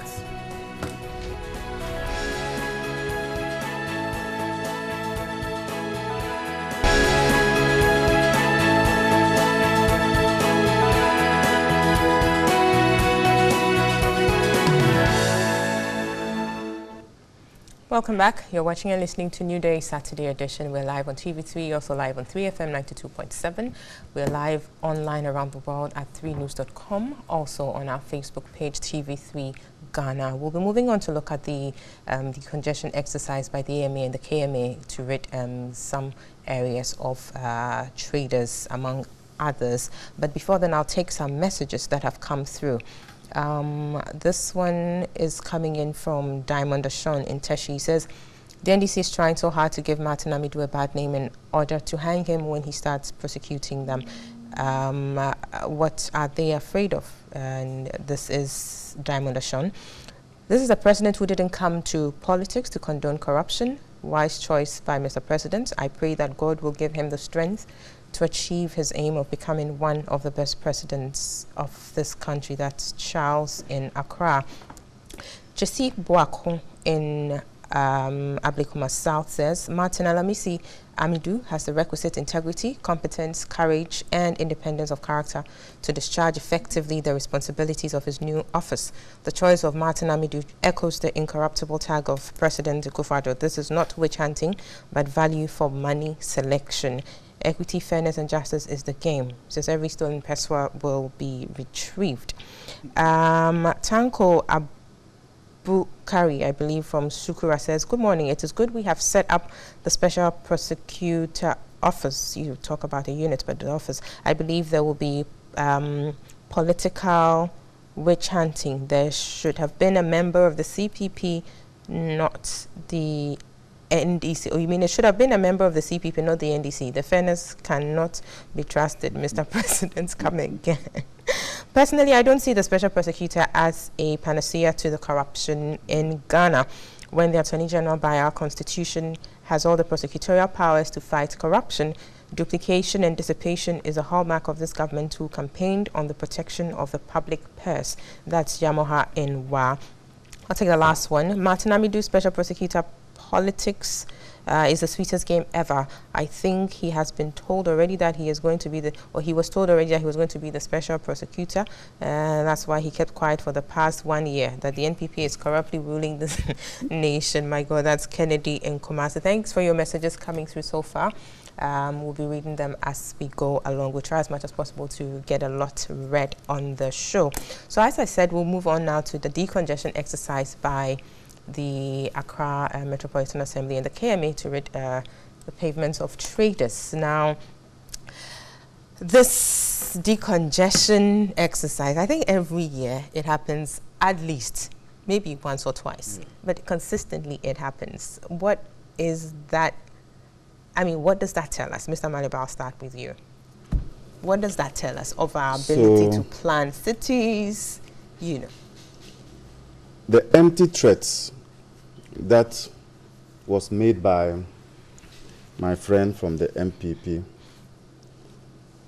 are threats that I see you're not answering my question, so you're reacting to Mr. Sigri's submissions. We would ignore those empty threats and to educate him and tell him that the matters that were in Parliament which were shut down were matters that were already before state institutions. And the principle in Parliament is that if a matter is already before a state institution, Parliament states its answer will. So that's a little education. In this one, no state institution was having a hearing on it, and that is why it had to be accepted. Now, our city planners must begin to think outside the box. Population is increasing. People want to eat. There are more mouths. How do people eke out a living? The reasons why people would violate the law at the peril or at the risk of being arrested is because of their stomachs. Or that they know that the law won't bite, or nobody will do them anything no, at the end of the day. They know the law is likely to bite, but they do a balancing act. Okay, can I be on the street selling and make a little money to go and feed my children whilst looking out? If they are coming to arrest me, chances are that I'll be able to escape.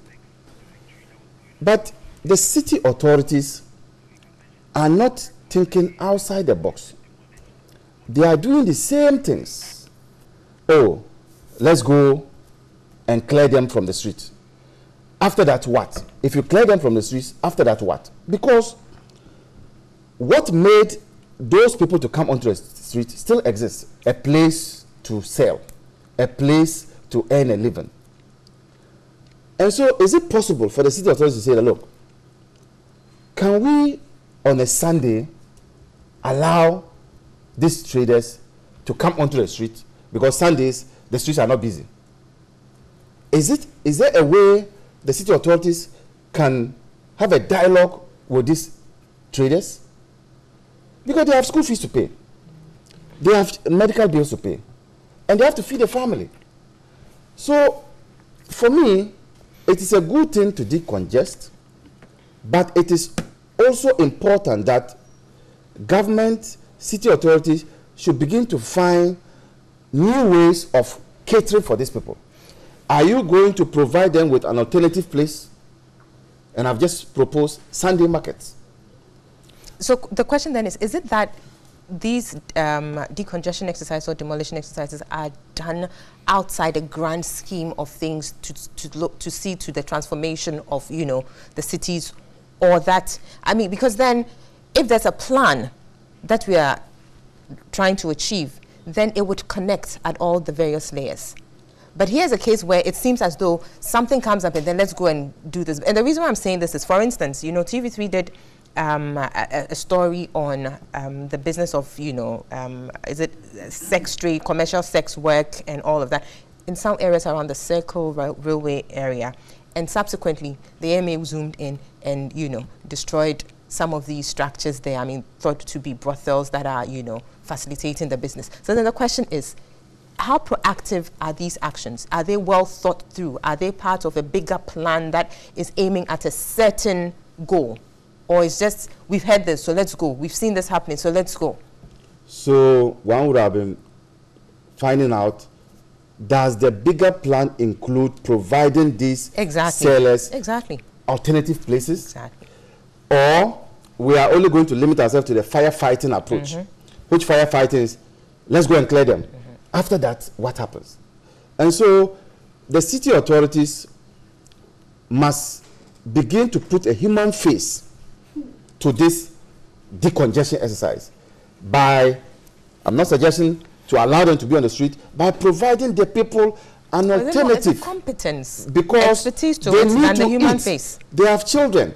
Indeed, that city authority who is sitting in the AML office earns a living through the work that he's doing to be able to feed his child. The market woman cannot also come into that office to earn a living. So the market woman must also find a place to eat. It is the responsibility of the city authority to provide markets, to provide places where people can, and once they are doing that, they must also take into consideration the increase in population. The market in 1979 cannot be the same market for today. The market today must be able to accommodate the number of people who want to engage in that. So there's a disconnect. A disconnect in the sense that, yes, you decongest, and for what purpose? What plan? And when you decongest, how long can you keep the people away? The stomach of the people will determine whether they will come back there or not. And he was a DC during his time, and he may be able to tell whether, in the larger scheme of affairs, if you decongest in this way, how do you put a human face to it and say that these people must earn a living and they must exist? Very well. Prof, let me come to you. Is it a question about putting a human face to it, or just exhibiting or demonstrating competence in their duties? And I'm talking about the assemblies. Because this, I mean, population is growing at a certain pace. We need to plan ahead. Have we been sleeping on the job and just woke up to something that has, you know, happened on us all of a sudden? Yes, I think this city decongestion issues like Christmas. It comes every year. I bet you it's going to come. It works like it's a clockwork thing. Very good. It's going to come next year again. No question about that in my mind. Because of those pressures, of economic pressures, these people must get a job and so forth and so forth. When you go and ask some of these traders, I call them street entrepreneurs. Okay? They are very vigilant. They have a whole scheme. It's not only in Ghana. You go to a lot of African countries, you have that. When you go to Nairobi, you will pass on the street, then within a minute the whole street is cleared because the policeman is coming. Then when the policeman leaves, they come back. It's a cat and mouse game, this business of congesting and decongesting business. Every mayor of the city of Accra, when he comes, he wants to make his reputation based on how much of what portion of the city he managed to decongest. Remember Van der Poel, he cleared a lot of section of the city. We all congratulate him for that. Then suddenly all these ladies come back because of the pressure. Ladies and gentlemen. Very good, ladies and gentlemen. Yes, there are a lot of more ladies and gentlemen because the women had to fight for their family. Yeah. You see, because of the economic pressure, they came back. Now all the people that decongested, they just lie low now. Okay, they are lying low, but before you know it, they will show up again. And we'll come and talk about it again. So issues about the post decongestion monitoring, for instance. Well, it's not even, there's a bigger problem than that. It's not about clearing people. No, it's more than that. You have to look through this. You see, it's not about cutting branches. You've got to look at the root of the problem. Issue, You see, the population have increased. Accra used to be discongested, but not this much. You must find a place for these people. And I don't think the city authorities have any idea how to solve this problem. It's just a matter of moving people down there, bring the media there, and show that we are doing something. And before we realize these people are back, I bet you, before the close of the year, this place will be this. Look at the circle. They broke a lot of kiosks in that place. You can see an open view. They are all coming back. It's not that they want to break the law. These people must earn a living. There's, in fact, these people, who are they serving? They are serving us. Okay? They are selling goods and services that we the citizens of Accra, get patronize from them. So I think it's very important if the city is serious about it, they must sit down and look at this thing holistically. The way things are going now from the previous mayor to this mayor, it's just a firefighting. And they will do this again, make some media mileage out of it, and then these people will come back again. Because the way it is now, they don't have a solution. And even when you ask these traders, these street entrepreneurs, they will tell you some relationship between them. They collect monies from them. Yes, it's they pay something. Is that correct? So when you are collecting the money from these people, do you ask them, are you supposed to be here? Of course, we don't like the congestion on our street. But I think the city authorities are serious about it. They should try to stop harassing these people, find a solution, okay, that's beneficial for them and for us. Otherwise, this congestion they are doing, they will come back again, and then we'll run the clock again. It's becoming like a broken record, which plays and plays and plays. Yes, and it has implications for our sanitation issues and all of that. It's just, the filth in the cities is just unbelievable. Mr. Sigre, I'll come to you. Clearly, something is wrong somewhere. We can't, as a nation, consistently be firefighting when it comes to, planning our cities. City planning, planning actually requires, long-term thinking and thinking ahead and all of that. But we seem to be failing somewhere. What is happening? Well, it's just because of what can be done? It's because of the kind of pronouncements we're hearing here. Put a human face to it. Put a human face to it. As a former local government official, I don't think that we can continue to want to, justify the behavior of people when they go out there and then commit wrongs. It is wrong for us to use our pavements as market areas. It is not right. Despite the fact that people are faced with a challenge which has to do with their livelihood. They have to live. They have to make a living. It is not justifiable under any circumstance to say that let's allow people to sit on our pavements and sell. The risk alone that comes with it, you can't quantify it with this human face thing we're talking of. So for me, what has happened this time around, Prof has just made a brilliant point. And when he was making it, I was laughing, not because it's funny, but that has become the norm, where you have the streets, the congested areas cleared, and then within a short space of time, you find people getting moved back in there. I listened to the AMA chief executive. As for Kumasi, I didn't follow, but it looks as if they did that, simultaneously. And listening to my brother Ejesua, he indicated that it is not just to get them off. They have put in alternatives. I think he talked about the tiptoe area. If I stand for correction, I might be mistaken. I think somewhere around the tiptoe area, he talked about TC area, CMB, Makala. Yes, the tiptoe area. He talked about they creating another, pedestrian market enclave in that area. But the part that I am very certain, it's yet to be done. Yes, but the part I'm very certain about is that there is an expansion taking place at the already pedestrian market area. Again, those of you in the media, I think that some media houses have taken this as a challenge, and they've done some, features on it. Indeed, TV3 did say. Yeah, they go to the pedestrian market, pedestrian shopping mall or whatever it is called, and then the women will tell that, well, we are not making sales because those who are sitting by the roadside. I think that when we say human face, and we're talking of alternatives and all that, we should also take the pain and go in there and see whether if these people are really patronizing the places. I walked there a few years ago, and then you would have come to realize that people have turned some of these places into places of abode. Instead of using it for what it is intended for, they are rather using it as places where they sleep.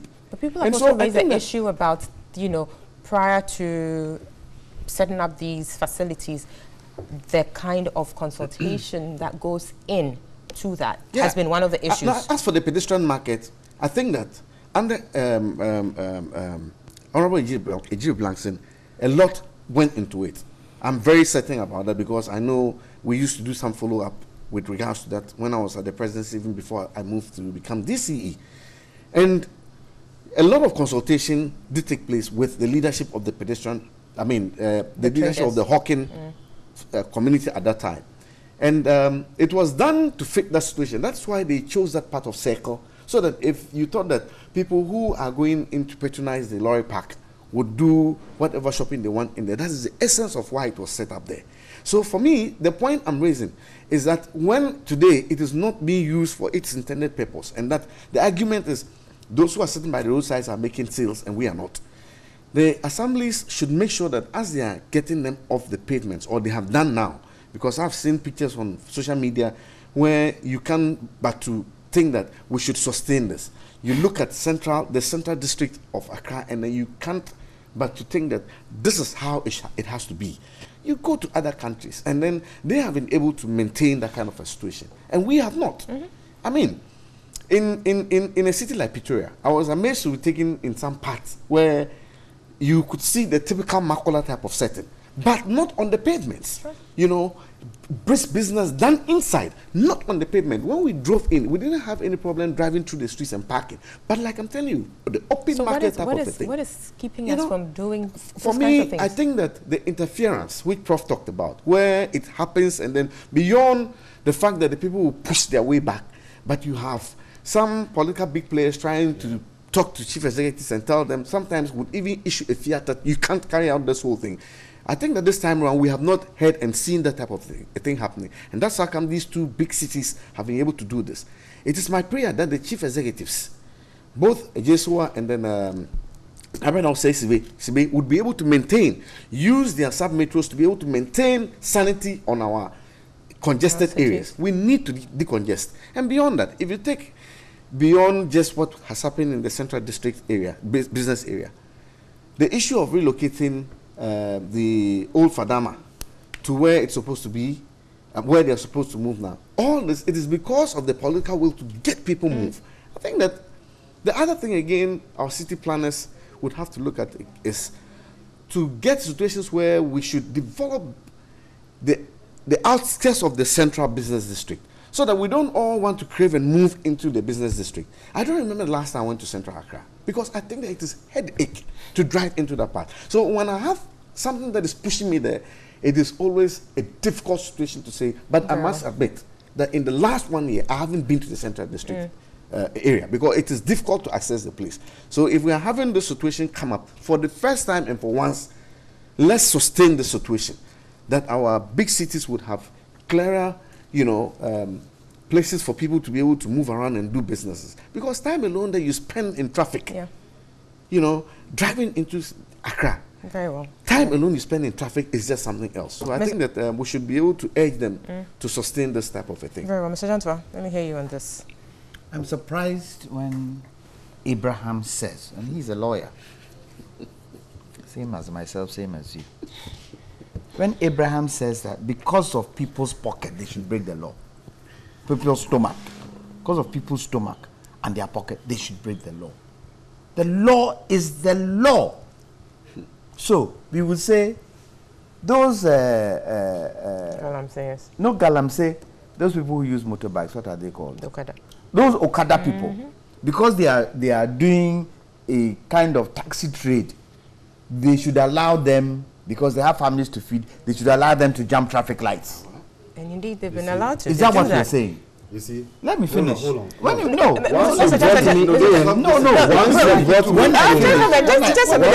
Maliba, please note it down. Mr. Maliba, note it down. I'll come back to you. I'll come back to you to react. It's my time.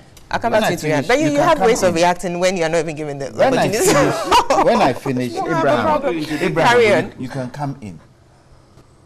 You did say that where are they going? They have families to feed. Your government was in power. You saw it happen. Did you create any other areas for them? We were in this country when this pavement thing, sacking of them came in and we tried to do it. A political party came because of election, said they should go back. So you see, it stems from the politician.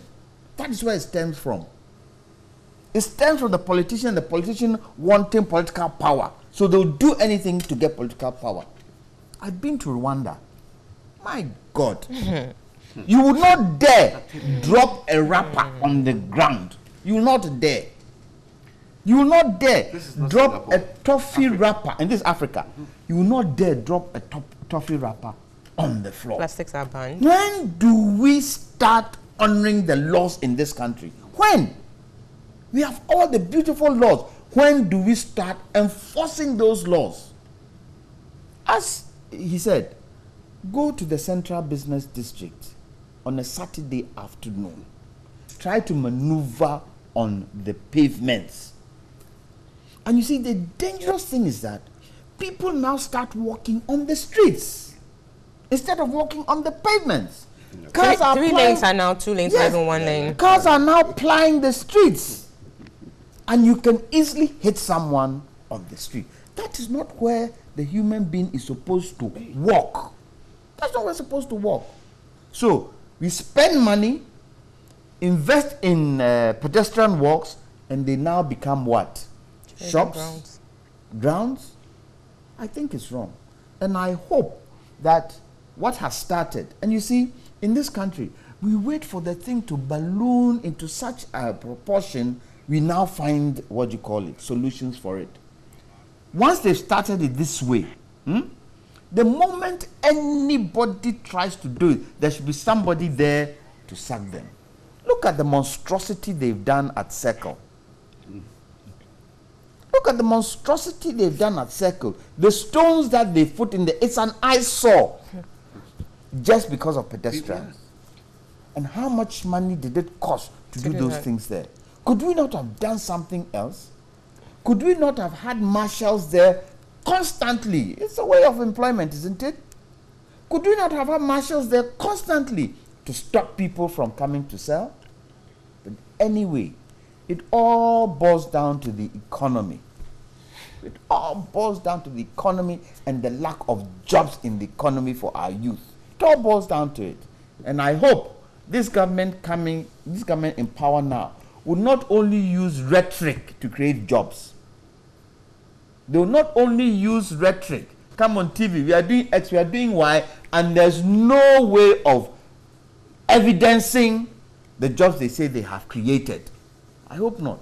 Because it's a menace. And you did say, these same people who are on the pavements, they choke the gutters because the gutters are not covered. Go to Abosokain today.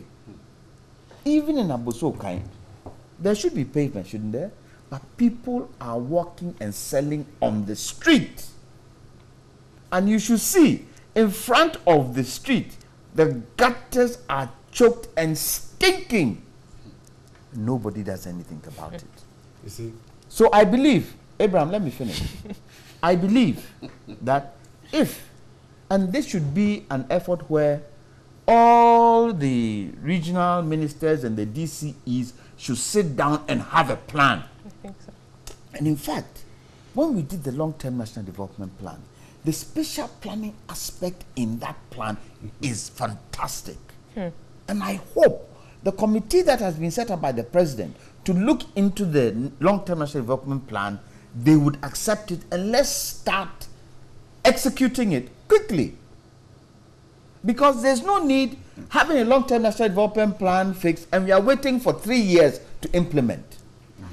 There's no need having laws that cover all these types of things and nothing is done. Apart from that, the human supermarkets we see on our streets is another thing that we should look at. Totally. You see a young man strong, they can work, and they are selling, as they say in Ghana, chewing-gum.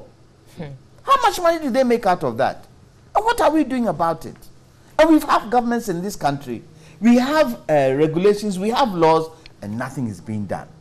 Just because of what? People want to win elections. That's what it comes down to at the end of the day. Just like the fight against corruption and Please. boils down to political. You have 30 seconds to react to what he said quickly, and then we take a break. When I was having my turn on this matter, Jantua had a hearing defect. I said that. I was responding to a question. I think you'd want to withdraw that seriously. No. He had a hearing defect. No. I was referring to a question. But you can say it in a better way. I was referring to you can say it in a better way, Mr. Maliba. You were asking a question as to why they keep on going back. You need to say it in a better way. Seriously, And you need to withdraw it. No, Mr. Maliba, you need to withdraw. If not, then I will take the break. You need to withdraw. I won't allow that to happen. Seriously. Okay, so I need to make that point. That point is more important. I withdraw. Very well. Now, you were asking a question as to why they keep on going back. And I said that the decongestion is good. Did you hear that? Didn't I say that it was good? But that's not the point I was making. But I heard that. it was good. Please allow him, yes. The decongestion is good, but what is the alternative after decongestion? The people will still come back. I'm not saying that I want them to come back for you to say I'm a lawyer and I'm entreating them. But I'm saying that the people. Let me make a point. Let me make a point. They need food, and if they are out there, where should they go? That's fine. I said that the people will still go back because it's about their stomach. It's about their stomach. And they will do didn't I say they will do a balancing act?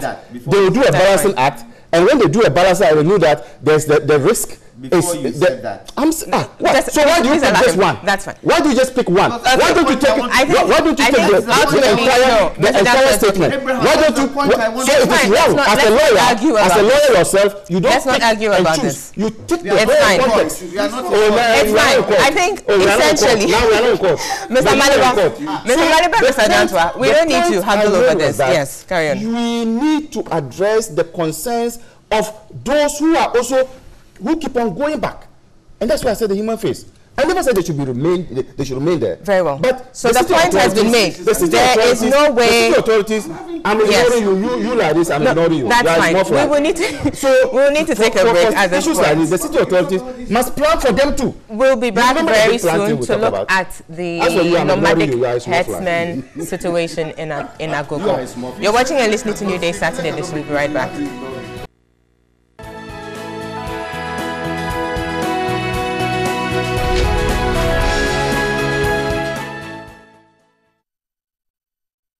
To be safe. If you see anybody holding arms want to attack to you, please don't waste time.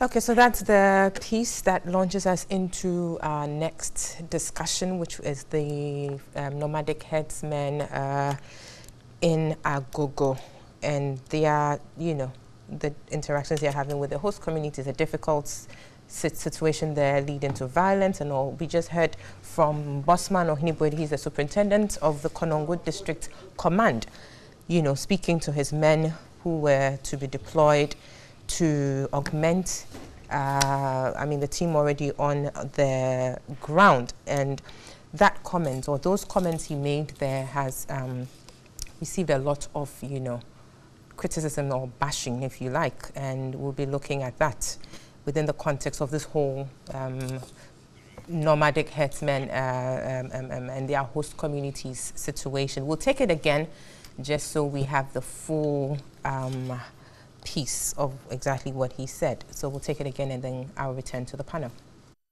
If you see anybody holding arms want to attack to you, please don't waste time. Are the Fulanis better than us? No, sir. Can they shoot better than us? No, sir. Can they do the military and police job more than us? No, sir.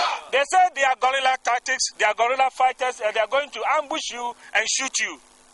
Please, I beg you in the name of God, nobody should die in the bush as a police or a soldier or whatever. We are going back with our number and come back with our number. Going back with our number and coming back with our number, those were the words among many things he said. That was Bosman Ohene Wedi, Superintendent of the Konongo District Command of the Ghana Police. Quite baffling there, but I will start with you, Prof, again. This, I mean, we have a situation on our hands, a very, bad situation we're trying to deal with. We've been grappling with this forever. But hearing the superintendent speak in the manner he did, what do you make of that? What are your thoughts? Well, it's quite unfortunate that, I think less than 6 months we discussed this Fulani issue down here. Because it's one of the recurrent things in Ghana. Just Clockwork. Just like decongestion exercise. Another Christmas. It counts. This one counts more frequent than Christmas. Yeah, I agree. To be frank with you. In fact, I was reading a page. They said actually the Harmattan season, when the grass, not a lot of grass around, okay, that also heightened the situation. Of course, the police chief there, what he's saying, he's trying to set up his people for action. But I like an interesting piece I read on Ghana Web by Kwamina Owusu Impromptu. He said, why driving Fulani herdsmen from Agogo would not resolve the crisis. Very interesting piece. And he has been on it since the 1990s, documenting it and studying it. And he said, the Fulanis first came to Agogo in 1999. They reached an agreement with the traditional authorities. Conditions were laid out. Stay in the forest, make a water hole, repair all damage you caused, and they live in peace with the people for almost 10 years. From 2010 onwards, that's where the problem arises. Now, he also make a very interesting point, that the Fulanis, do the Fulanis actually own the cattle? They are herdsmen. They are looking after the cattle for other people. That's the point I made last time. Who actually own the cattle? Apparently, I may be corrected, but he said the cattle are owned by Ghanaians, the police, the army, the politicians, the traditional rulers. There are people who own this cattle. The Fulanis are just herdsmen. Okay? They are working for these people. And he also said, which is interesting, that the owners are the people who supply the Fulani people the AK-45 and the shotguns to protect their properties. So this is the crux of the matter. Who are we attacking? Who are we moving? And you also make another interesting point. In 2011, when this thing first occurred, a case was brought to the Kumasi court, and the court said that they must be decongested or move away. They were moved away to a farm plain area. They moved the problem to another part of the country. But that place, they don't have a lot of grass. So slowly, they came back to Agogo again. Just like this congested issue. You move people to somewhere, they can't do business there, they move back again. And then the problem starts over and over. I think that's the situation we have in now. I think I'm beginning to agree with this guy that this particular exercise is not going to resolve the issue. Finally say, where are you going to move them to? The herds has increased. The population has increased. There's now a competition for resources. Of course, yes, it's not right for any Fulani, herdsman or cow owner, to actually take the law into your own hand and try to go shoot to people. No, they must be punished. They must be brought to book. But after we've done that, we must look at this issue is not going to go away just because of this police exercise. No, it will not. Because the countries are still there. The owners are still there. Did anybody call the owners and discuss this with them? How do we resolve this issue? My prediction is that, yes, this exercise must go on. Of course, the 3 soldiers were shot. Is that correct? Yeah. The security people normally, when one of their kind is hurt or shot, they get taken very, very serious. That's fine. But for me, as a country, the Fulani herdsman issue is actually even the title given to this is wrong.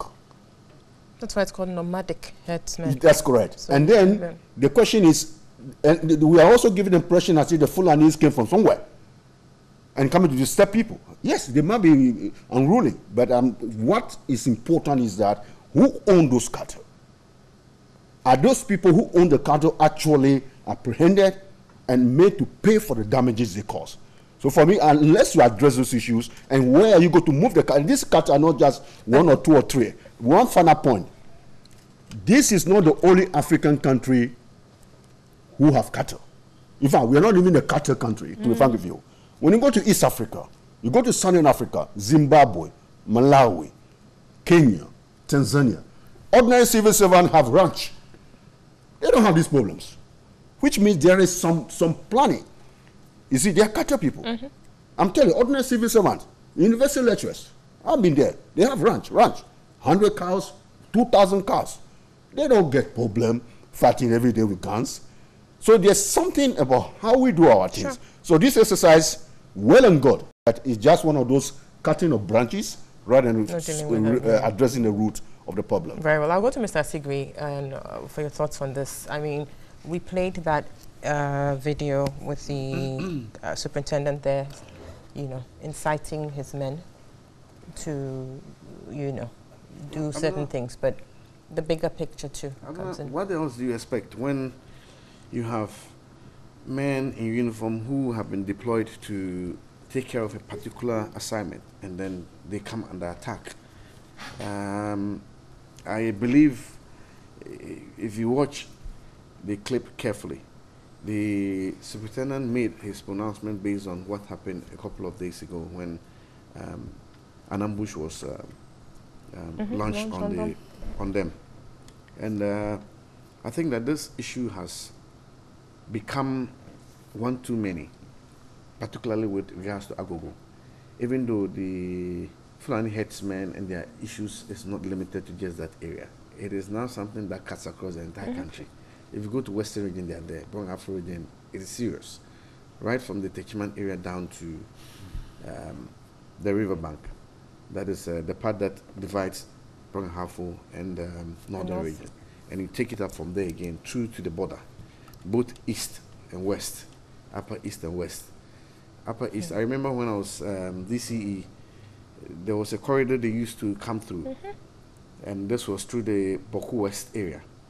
The DCE then put up a team, and one time they stopped not less than 10 groups, and they were moving with thousands of cattle, crossing into Ghana, and all this based on the protocols we have. The ECOWAS protocols that talks about free movement of goods and human beings. It has become a big issue, and I think that over the years, like Prophet said just a few months ago, it was discussed here. I think there's gotten to the point where we have to look at it as a national crisis. I say this because if you take beyond what is happening, some of us have a suspicion that most of the highway robbery is orchestrated by these men. Because if you happen to be a victim of it, and you see the areas where it is happening, and you see who would emerge from that area at that wee hour of the night and carry out such an activity, you can't but to point fingers at these people. And they're armed. Most of these people, they cross into this country armed. So the issue of small arms again comes in there. It's a holistic matter that needs to be looked at from different angles. Multifaceted, yeah. Yeah.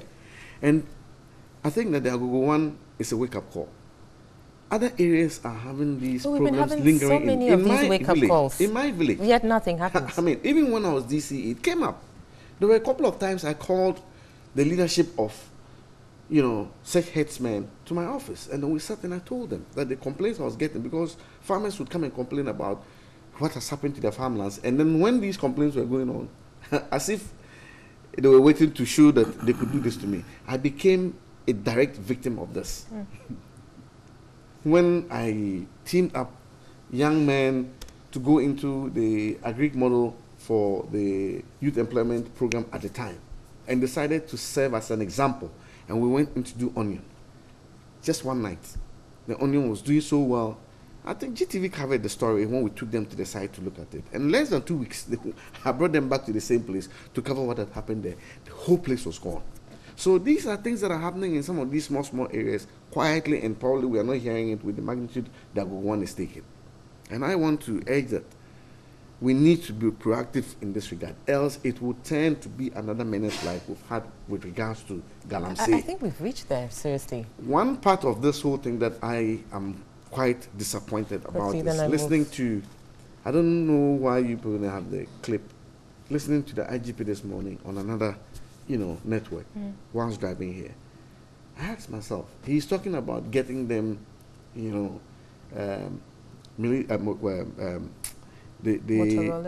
gear that they need to go into this type of operations. And if you listen to, or you follow through with the ambush that they faced, one key thing that they don't have are bulletproof vests for these men who have been deployed to go for this exercise. And you see, we can't continue to subject our security men to this type of a situation. Whether they are going for Operation Vanguard, Operation Cow-Leg, some peacekeeping somewhere, and they are not given these things. We have miscreants, we have criminals amongst these people who we are trying to address a challenge with. Who would go out and do this type of a thing? So you can't let men go out for such operations without these wares. And the IGP was now talking about getting these wares and bringing the issue of government will deal with it. And I was like, the police have a management, they have a hierarchy. You are the leader of the police service of Ghana. Is it that you made a request for government to get you, and it was not just about the wares, but he even talked about weapons. So clearly, I mean, what you're saying and what Prof has said clearly shows that we need to deal with something is missing. Something is missing, and I think that they who are supposed to be leading the pack should not let the men be subjected to what it is they are going through. Very well. Let's not let our men go for internal peace situation, and then the next thing we are hearing is that families are bereaved. We should try and then do what will take away some of these challenges. I think that as government we need to look at it. Definitely. National but we are running out of time, so let me and all the agencies that are involved quickly move to the last two panelists and let me take their thoughts. Mr. Jantua, on this one, what is, I mean, people have talked about ranching laws to help us do that. Would that even work? I don't want to go over the problems that we're facing, but it looks as if the situation with the Fulani herdsmen have come home to roost. Quite a number of people have been killed from this activity. It's now at the doorstep of our security services, and they now want to act. What about those who have been killed all this while? They need to act, but in acting, they have to do it in such a way that the Fulani herdsmen themselves lives will be protected. Because these Fulani herdsmen, they are stateless people. They don't have domains. They are stateless. They walk through, countries, and they stretch from Nigeria right through West Africa. Recently, a town in the Ivory Coast that is close to the Ghana border, I forget the name, they've driven the herdsmen out. And these herdsmen have found habitat in Ghana. I believe that our animal husbandry should be looked at. I believe that we have a small arms commission. They should look at small arms. However, we can probably start going down the line Nigeria has gone down, although it can be expensive. What I know the Nigerian government has done is that they've imported grass from Brazil. And this grass they've imported is specific grass for cattle. And they are growing it in specific areas. If we can have a corridor, or if we can have an area where we can let them know that, and it all boils down to feeding of the cattle, that the cattle will get food to eat. It all boils down to that, all year round. If we can allot a place or certain areas within the country where the Fulani herdsmen know they can bring their cattle to feed through a corridor. The corridor, when they are coming, is guarded by marshals. It creates employment in different areas of the country, and they know they can come here and their cattle can eat. Perhaps it will start solving the problem. But we cannot continuously turn a blind eye when people are being killed. Just in a town, Dumso, Bekwai or somewhere like that, they've killed more, the youth there. The Fulani herdsmen went and warned the youth in the town not to come near their cattle. And the youth, to show that they cannot come and warn them, they've killed 80 cows. And so, it is something that is getting out of hand. The police should not feel that because their men have been killed, they should take a certain action that will cause confrontation. We should all have cool heads, sit down and put plans in place to make sure that we have sorted out the problem once and for all. Very well, thank you. Mr. Maliba, I'm leaving the rest of the time to you. I think 3 minutes. There is a need to also depoliticize the fight against this Fulani herdsmen. I remember in the lead up to the 2016 election, the NPP made a point that the NDC was not interested in dealing with the matter, and that when they are voted into power, they will deal with it. I think there's a need to depoliticize it. What we are now seeing is an escalation of what we already know, which has been reoccurring. This is the first time, you may have to correct me, that our security men are shot at. And so you notice that they have taken the violence to another level. And if security men are now being shot at, the violence and the impunity. If the security men are being shot at, who are you and me? And so it further deepens the breakdown in the security. It adds to the insecurity that we are facing in this country. And I think that there's a need for the security agencies to be up and doing to stem the tide. I subscribe, and I made this point here within the week, that look, nomadic herdsmen like the Fulanis and sedentary farmers can coexist. Definitely, they used to. They can coexist. Indeed, before the Fulanis even came here, you said 90-something. Back in our villages, we had cattle. And so the coexistence is to have a strict monitoring of how grazing can be done, whilst the farmer too can be on his farm. The two don't need to conflict. They can leave, you can leave, I can also leave. But let me ask the question, would you recommend a national law that is done to regulate the various areas, or they should be left to the assemblies to decide? I think that because these things are locally based, the district assemblies must fashion out ways and means of dealing with the matter in their localities. Context specific. Because, look, you can remove the Fulani man, but let me stay in international law. There's no stateless person, Mr. Jantua. Everybody has a state. You can remove the Fulani man from. So what is their state? Where are they from? They have a country. Where were they born? Really? Yes. Our time is up. Please allow him to conclude.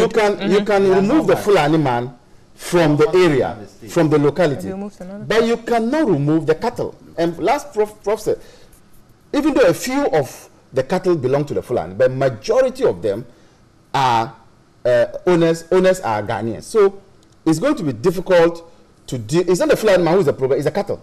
So if you remove the Fulani man, the cattle will still be there. And whoever is tendering that cattle will still go to the farm. No, but so remove them and move the cattle too. I'm saying that some cattle are Ghanaian owned. So where do I sell my cattle? Where do I sell my cattle? I should carry it on my head.